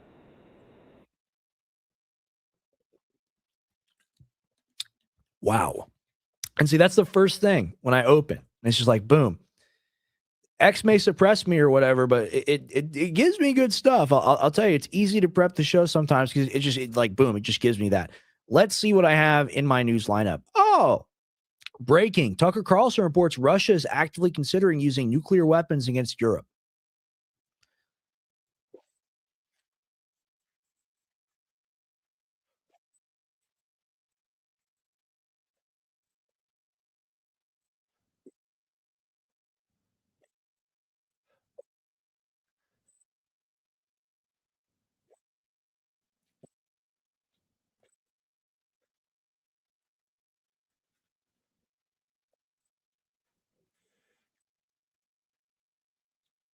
It's muted. Really? Seriously, it's muted. New Groper, you might get that crash out tonight. You might get that crash out. Is it really muted? Oh, how I hate StreamYard. Oh, how I hate it. I hate it so much. All right, we're going to do another test. Yeah, I know, guys. I know. That's true. I know. In a moment. And at the end of this open, we're going to play an interview we did a few hours ago with a man called Sergei Karnagov, who is a longtime political advisor to Vladimir Putin and one of the most famous public intellectuals in Russia, been around for about 35 years, advised Boris Yeltsin, 30 years ago, more than 30 years ago. And in that interview, he says point blank, yes, if the Ukraine war continues at this tempo for a year or two more, we, speaking apparently on behalf of the Russian government, on behalf of his friend Putin, or at least someone who's very familiar with President Putin's thinking, we, Russia, will eliminate the UK and Germany with nuclear weapons. Now, that's a headline. No one wants to see Qatari gas wellheads blown up. No one wants to see killing of any kind or destruction of any kind. But taking out the two most important countries in Europe, both of which have big American bases, lots of American personnel, of course, international banking, Germany being the economic engine of Europe, London being the banking center of Europe, of the West, along with New York. And of course, these are two ancient countries with which we have close ties, history and kinship and genetics. We're going to take them out. We're going to eliminate those countries with nuclear weapons, saying that right into camera. So that's a pretty big story. Have you read that story? Has anyone mentioned that to you? That the most famous public intellectual in Russia, a close friend of Vladimir Putin's, exactly the same age, the two were born a month apart, have known each other a long time, is saying in public that Russia plans to use nuclear weapons against Western Europe. Russia is going to blow up the UK and Germany if things don't get resolved soon. You probably haven't heard that. It hasn't actually been on the front page of the New York Times. I don't think the Times of London has mentioned it. Okay, so everything's sensationalist, right? Where they tell you, like, oh, breaking, your reports Russia is actively considering using nuclear weapons against Europe. Well, it's the same situation it's always been, right? Where it's like, look, like they are in a war. They can call it SMO, whatever. They're in a war. They're in a World War II scale war. They're winning very slowly. They're encroaching on the Ukrainians, but they already control most of the areas they want to control. They don't want to take the entirety of Ukraine. It would be a nightmare for them to, because the western part of it hates them. But the eastern part that they want is Russian. It's the same terms laid out in the March 2022 peace treaty. And people go, oh, you're Putin, show you're a Russian agent. Oh, you're like a dictator, huh? You're like a dictator, huh? And they're like, no, actually, because in 2022, the Russians had three demands. It's no NATO. That's number one. Just like we wouldn't accept a Chinese alliance with Cuba or Russian alliance with Cuba with missiles, like that's happened before. Number two, you recognize Crimea, which something they took during Obama's time. It is what it is. And then three, you recognize the three oblasts. You recognize Donetsk, Kherson, and Luhansk as independent states that can vote and have a referendum for themselves and decide what they want to do. And Zelensky was about to take that deal, and then Boris Johnson flies on over and says, no, we're going back into the hill. We're going to give you all the money, and you're Russia. And as a result of that, you've lost, I don't know how many people, probably 100,000, probably more. It's less than the Ukrainians, and a conservative number for the Ukrainians is 500,000. It's way more than that.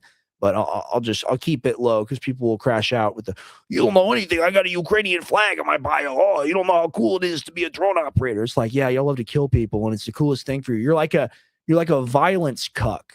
Like, you're not dying over there, you're not fighting over there, but you like to watch it.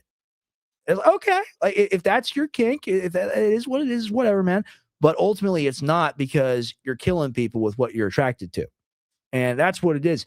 It's a that's a perfect term for it.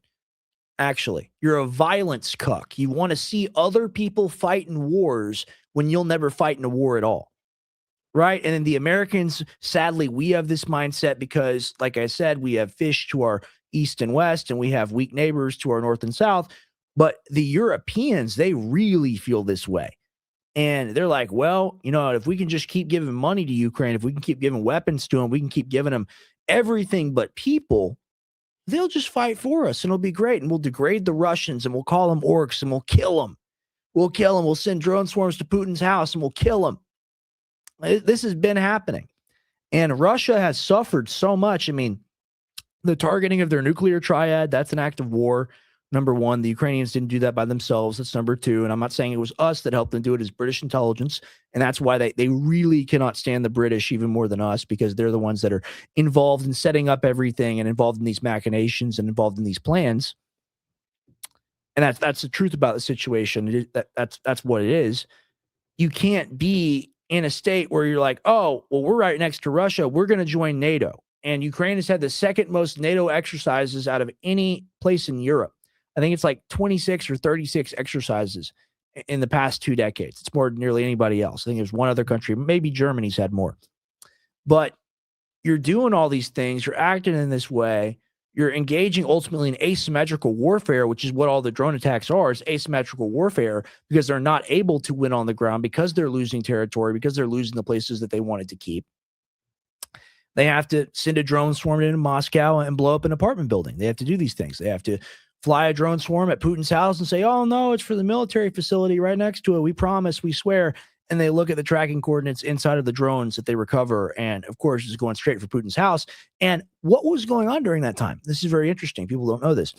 Putin is on the phone with Trump, and then Trump says, I have to go talk to Zelensky. And then Trump gets off the phone and the drone attack happens. Isn't that interesting? But the Russians and Putin specifically, they have suffered so much to just be like, we're going to take the high road. We're going to rely on international law. We're going to let you starve yourselves out, because they know they're going to be victorious in the long run, because they're acting like rational people.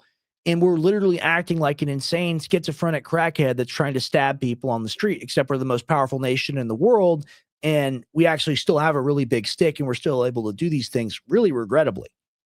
So, of course, Tucker is right. And of course, that Russian official is right. They will use nukes in a year or two if they have to. But this isn't a prediction of immediate nuclear hellfire. So glad to see that. Always good to have a little positive on the show. Always good.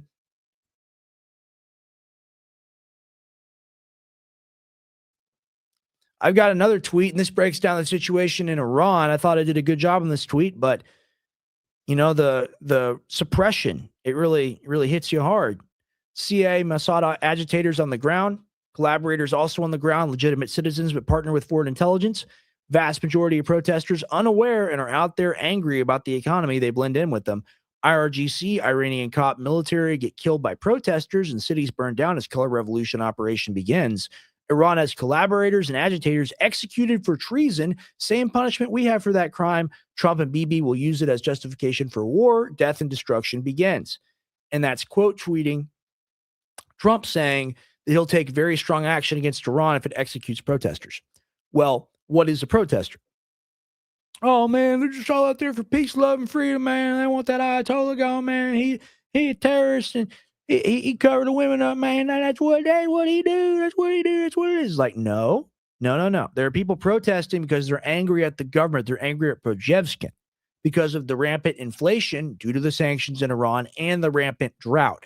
That's why people were out in the streets initially. But of course, you have Mossad, you have CIA, and you have other people that are just paid on the ground communicating. That's why they stuck in the Starlink on these, and they're the ones burning down the building. They're the ones actually killing IRGC officers. I played it when I was with Tim, I think, on the last show, and it was a guy getting jump kicked in the head on the street and just getting mobbed and killed in the street, an RGC officer, by the peaceful protesters. It's always peaceful. And the photo of the girl, oh, she light a cigarette with the photo of the Ayatollah burning. That's really the coolest thing I ever seen before. Oh. And it's like, well, it's from Canada. It's from 3 years ago. It's a total complete hoax and lie. Like, what are you even talking about? What even is this? Because, like, for me, I don't think I'm that smart. I'm pretty stupid, to be honest with you. But you can just look at the situation and, like this is it. Like, I nailed it 100% right in this tweet. It doesn't get any better than what I said right here. Like that's literally what's going on the ground. I showed the tweets last stream of Mike Pompeo, the ex-chief of staff for the White House, deep state monster of a guy, being like, shout out the Mossad on the ground right beside the protesters. We are everywhere, whatever he said. I'm paraphrasing. And then other accounts say it. Other accounts retweeted all these other big deep staters because they get off on it. They're proud of it. They know they're part of the elite power structure. They can actually move and shake in the world and do things and make people jump. And when they say how high, they go to the moon. The person actually jumps to the moon, because if they don't jump to the moon, they get shot in the head. So it's just, I thought I broke it down perfectly here, but thank you and shout out to New Groiper for showing me how to find out just how throttled you are on X. I am completely murdered on X. This is horrible. I got severe suppression of all my posts, and I might go back to that even later on in the show. Globe Observer, breaking: multiple Chinese aircraft enter closed Iranian airspace. And I know this is Globe Observer or whatever, but this is confirmed. This is confirmed. Iran protests pause after Trump warns against executions. Protests demanding an end to Iran's Islamic Republic have raged since last December 2025, met with live fire, arrests, and an intentional blackout that human rights groups say caused 2,500 to 3,400 deaths. Trump vowed strong action against protester executions, spotlighting 26-year-old shopkeeper Irfan Sultani's case, but softened after assurances from Iran that killings had stopped. The U.S. evacuated all non-essential personnel from key Middle East bases like Al Udeid and Qatar, while Gulf states urged restraint amid fears of strikes and oil disruptions, bringing a tense calm as of January 15th. Yeah, let's not forget that the Hamas leadership met in Doha. I think they were meeting with the Qataris, and then they were supposed to meet with like the U.S. emissaries or whatever was supposed to happen, whatever was supposed to go down. And then the royal we, because Israel's our king and it runs our government, we attacked them from the air. Israel attacked them from the air and blew up the building. I don't think they killed all of them. They killed a few of them, but like that's already memory hold. And, that's not a big deal. You can just go strike into another country, do a military strike. But the excuse is, we killed terrorists. We got Maduro. We got the Hamas. It's all good. It's like, well, what happens when the Russians or the Chinese or some country in Africa in 50 years or whatever, what happens when they launch a missile at us the other way around, and then the shoe's on the other foot? It's going to happen. It's going to come. And I just want to be old enough at the point when that happens, or I'd be like, hey man, I knew this was going to happen. Like, it took me a while to wake up to it fully and to realize that my government is completely controlled and BS. But I get it now, and it is what it is. Like, they killed over 100,000 people in Gaza, man. And then you're not allowed to execute someone for treason? Are you kidding me?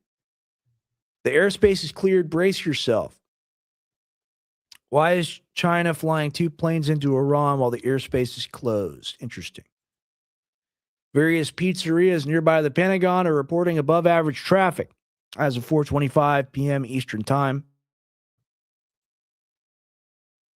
And then, this is Syrian girl talking about going to the mall. You want to play? We've sort of been here before. If audio, because it's my dad's or Darth voice is messed up. But it's footage of her all going around without a hijab. You see this, being beat to death, being murdered in Tehran. And like they lie to us so much. Like Americans think this is like Afghanistan. They don't understand it's a country of 91 million people. It's got like a 4,000-year-old culture. It is a theocracy, but so is Israel. Israel's a fucking theocracy, man. So like, where does the hypocrisy end with any of this shit? And it never ends. It continues on forth like a river. And Mike Pompeo is not good.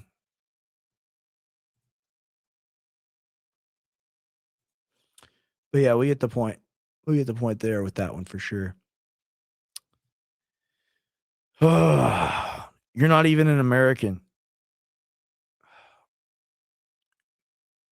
Go back to Africa, Ian Miles Chong. Return to the motherland. Breaking, happening now.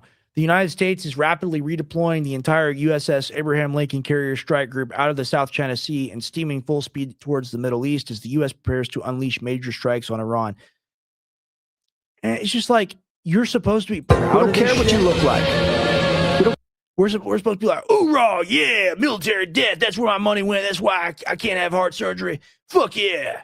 And it's just like, man, like, and I get it. Like, I know people, I have friends that are in the military. I have great people, phenomenal people. I'm like, obviously we need to be able to protect and defend ourselves. Do we need 600 bases though? Do we need infinite bombs so that if Netanyahu requests to kill 100,000 people, where it's like, yeah, just have some more bombs. We got more of those left. We don't, by the way, we're running really low. But like my point stands, just like this sucks, man. Like nothing good comes of that. Nothing good comes of this video. Oh, the B2 bomber, it's so cool. The double chocolate cookie. It's literally retard brain. I get people are into avionics, people are into weapon systems, people are into how nukes work and all that. People are into boats and ships and helicopters. I get that it's cool in that sense. But instead of using these things to build something great for humanity as a collective, and I know people are like, well, we're a warlike people and it's what we do and we got to have the best military. Didn't know you were a pacifist, Rex.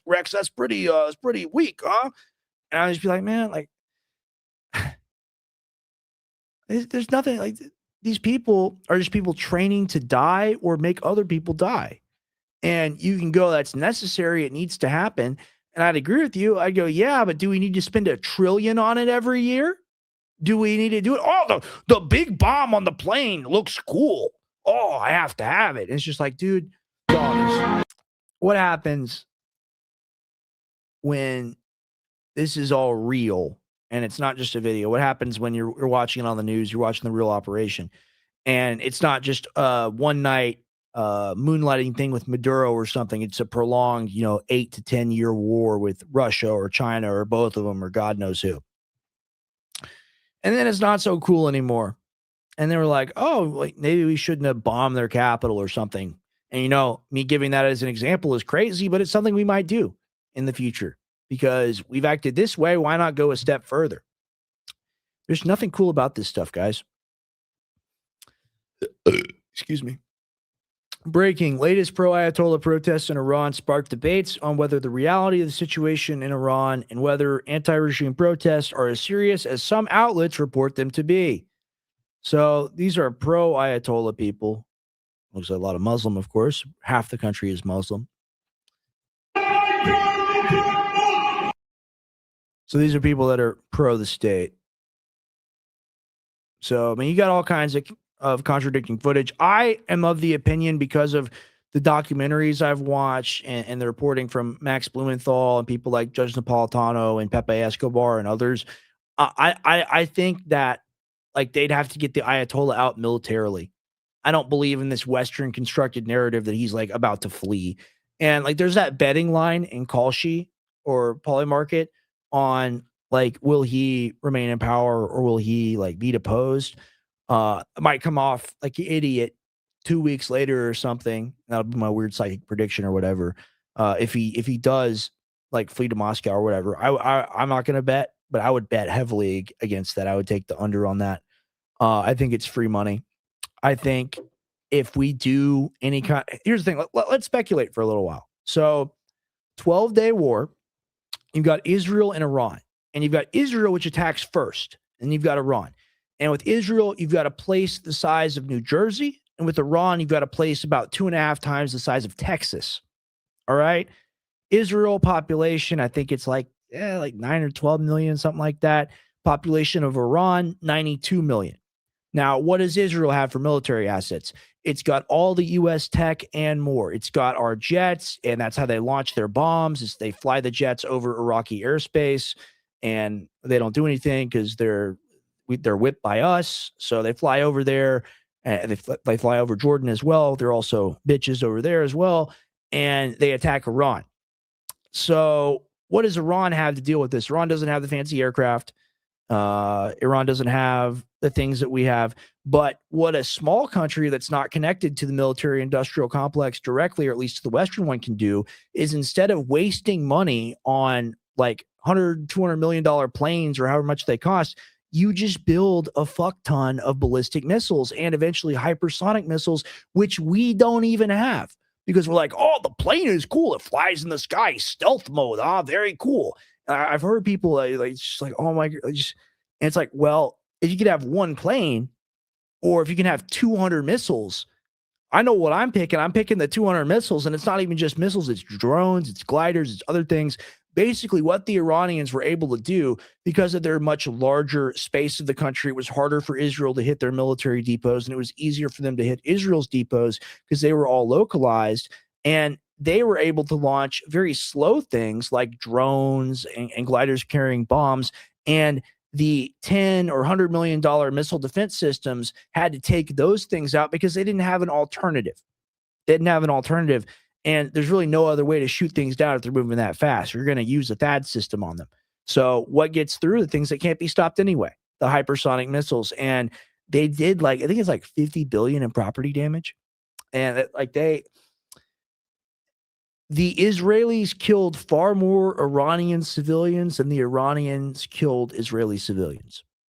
But of course, one side we know because the Bible and Bibi tell us is good, and one side is Amalek and bad, and they're subhuman, the Untermenschen, just like Hitler said. It's very interesting, isn't it? Very, very interesting. And then we got Squidward, we got Reza Pahlavi. To all our friends around the world, under the yoke of the Islamic Republic, Iran is identified in your minds with terrorism, extremism, and poverty. The real Iran is a different Iran, a beautiful, peace-loving, pussy-whipped, and flourishing Iran. It is the Iran that existed before the Islamic Republic when the U.S. installed another monarchy, which I'm descended from.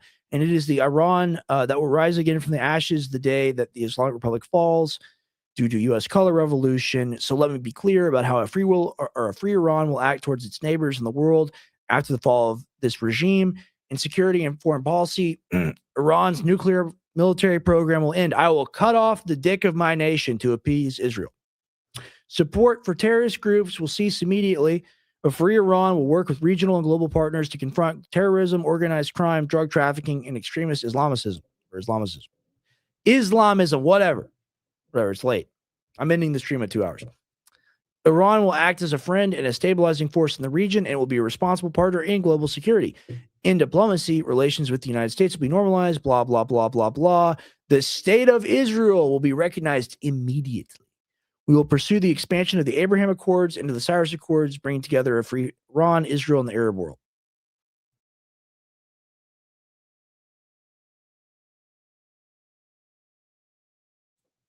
Just talking to my friends, guys. Sorry.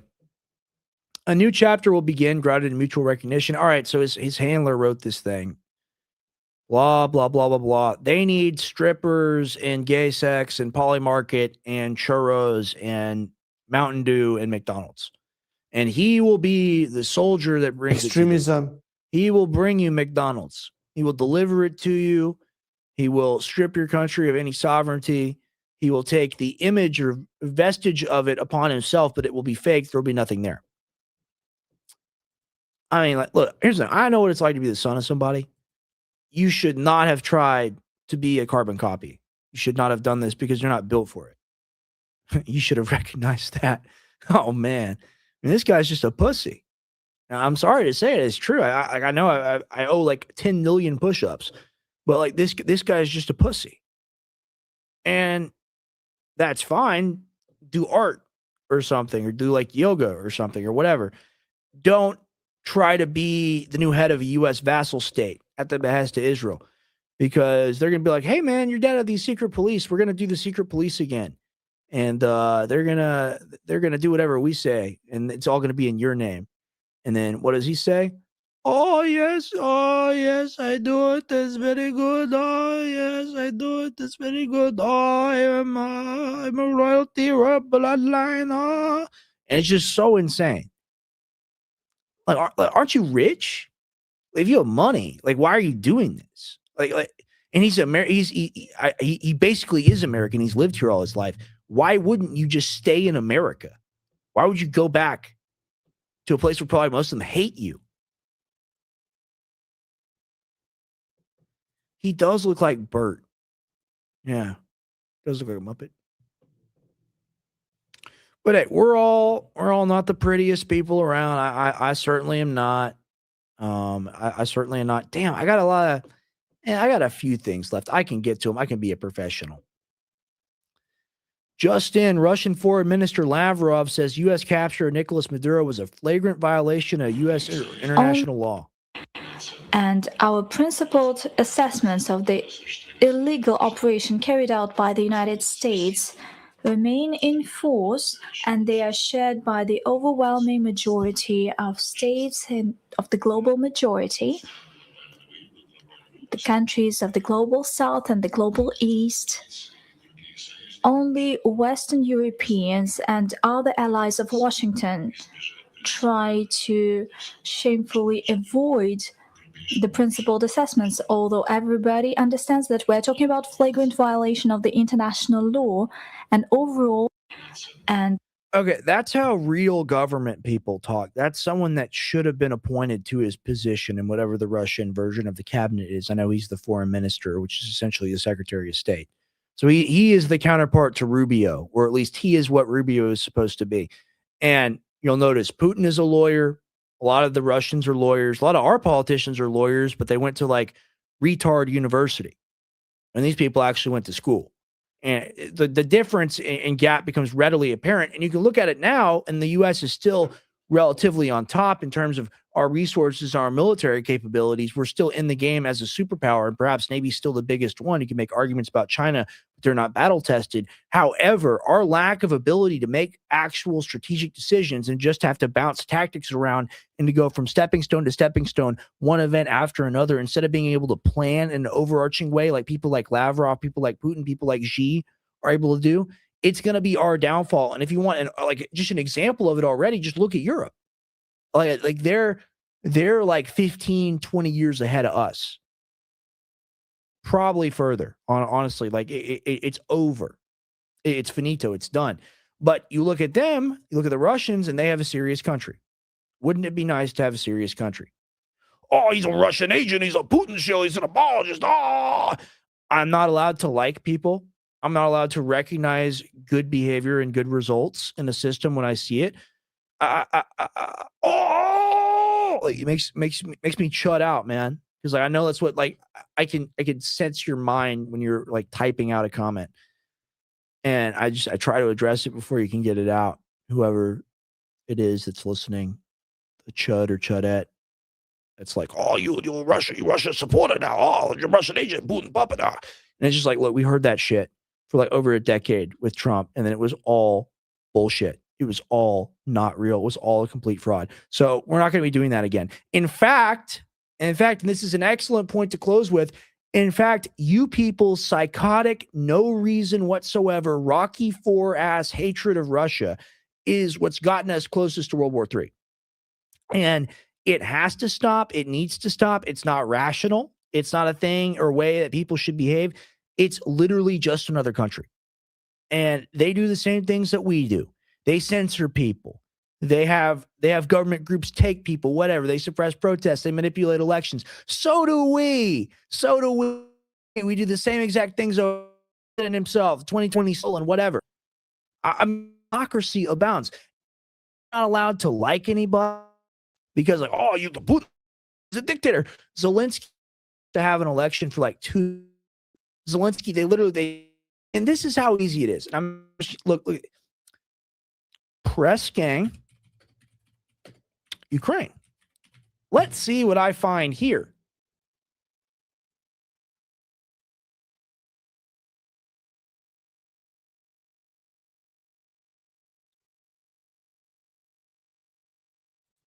Women and teenagers tried to stop forced mobilization in Poltva in Ukraine by confronting press gang and police who wielded baseball bat and handgun. Such videos are posted each day on different Ukrainian Telegram channels.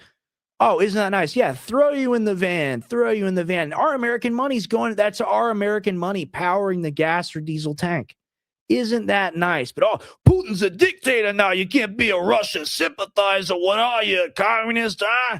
And it's like, fuck you and your political illiteracy. Fuck you. Seriously. Look at this shit. And it goes on every day, every week, every month, every year for years and years and years.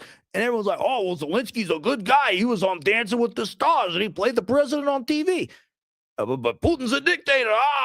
And it's you people's psychotic hatred of Trump that has gotten us to the point to where he wants to act tough on Russia because he feels like he has something to prove. And I am so done with it. And the people that fear-mongered, especially on the pro-Russia stuff for years and years and years and years, you people owe the greatest debt to the American people. You people have fucked this all up, probably even worse than the boomer.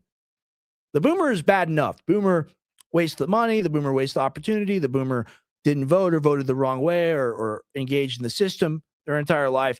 People that did this psychotically, either against Trump or against Trump from the Republican side starting off, and now it's morphed into the neocons, they do this too as well.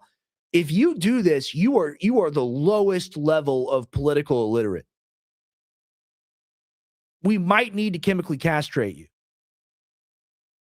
We might need to do that thought experiment. It's just, it blows my mind. People are like, yeah, my $300 billion went to this guy being snatched and thrown in a van in Ukraine, being threatened with weapons, being threatened with a gun, overweight, middle-aged guys like, yeah, you're getting in the van. You're going to go die in the front. So that one more Russian FPV drone can blow up on your head.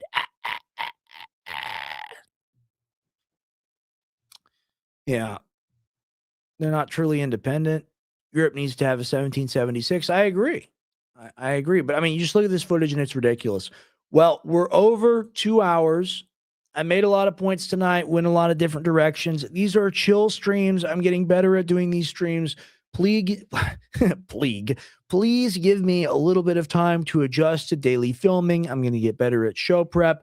I think I went through some groundbreaking supplement information, certainly things I didn't know before. No more taking alpha GPC. Don't take alpha GPC. 46% increased risk of stroke if taken over 10 years. 12 million people in that study. Fucking crazy. Even crazier, Grok. You type in that one thing that I tweeted out, and I'll go to my profile now and go ahead and show the tweet so you can go ahead and copy and do the same thing as soon as you get off stream or my stream. If you'd like to, find yourself inclined. You paste this in semantic contextual scoring _OHI _V3. It will tell you the truth about your account. I highly suggest you check this out. I'm throttled. Retweet this and share because everyone needs the opportunity to do this. And then we went through the daily stories, talked about Iran, talked about Russia, kind of gave a little perspective there. I think it's been a good 2 hours. Going to get better at doing this. Going to have music doing this. Going to get really elite at doing this one of these days. But I got a nice clip to close us out. Nice fun clip here. And we're going to enjoy this and we're going to have ourselves a good night. If Senzo Tanaka is his Shidoshi, then show us the Dimmak. Vic.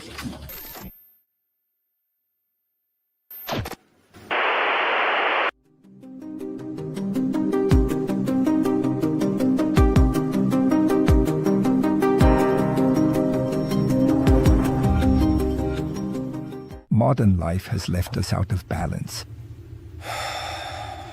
Long ago it was once said, certain remedies could grant a man the vitality of a horse.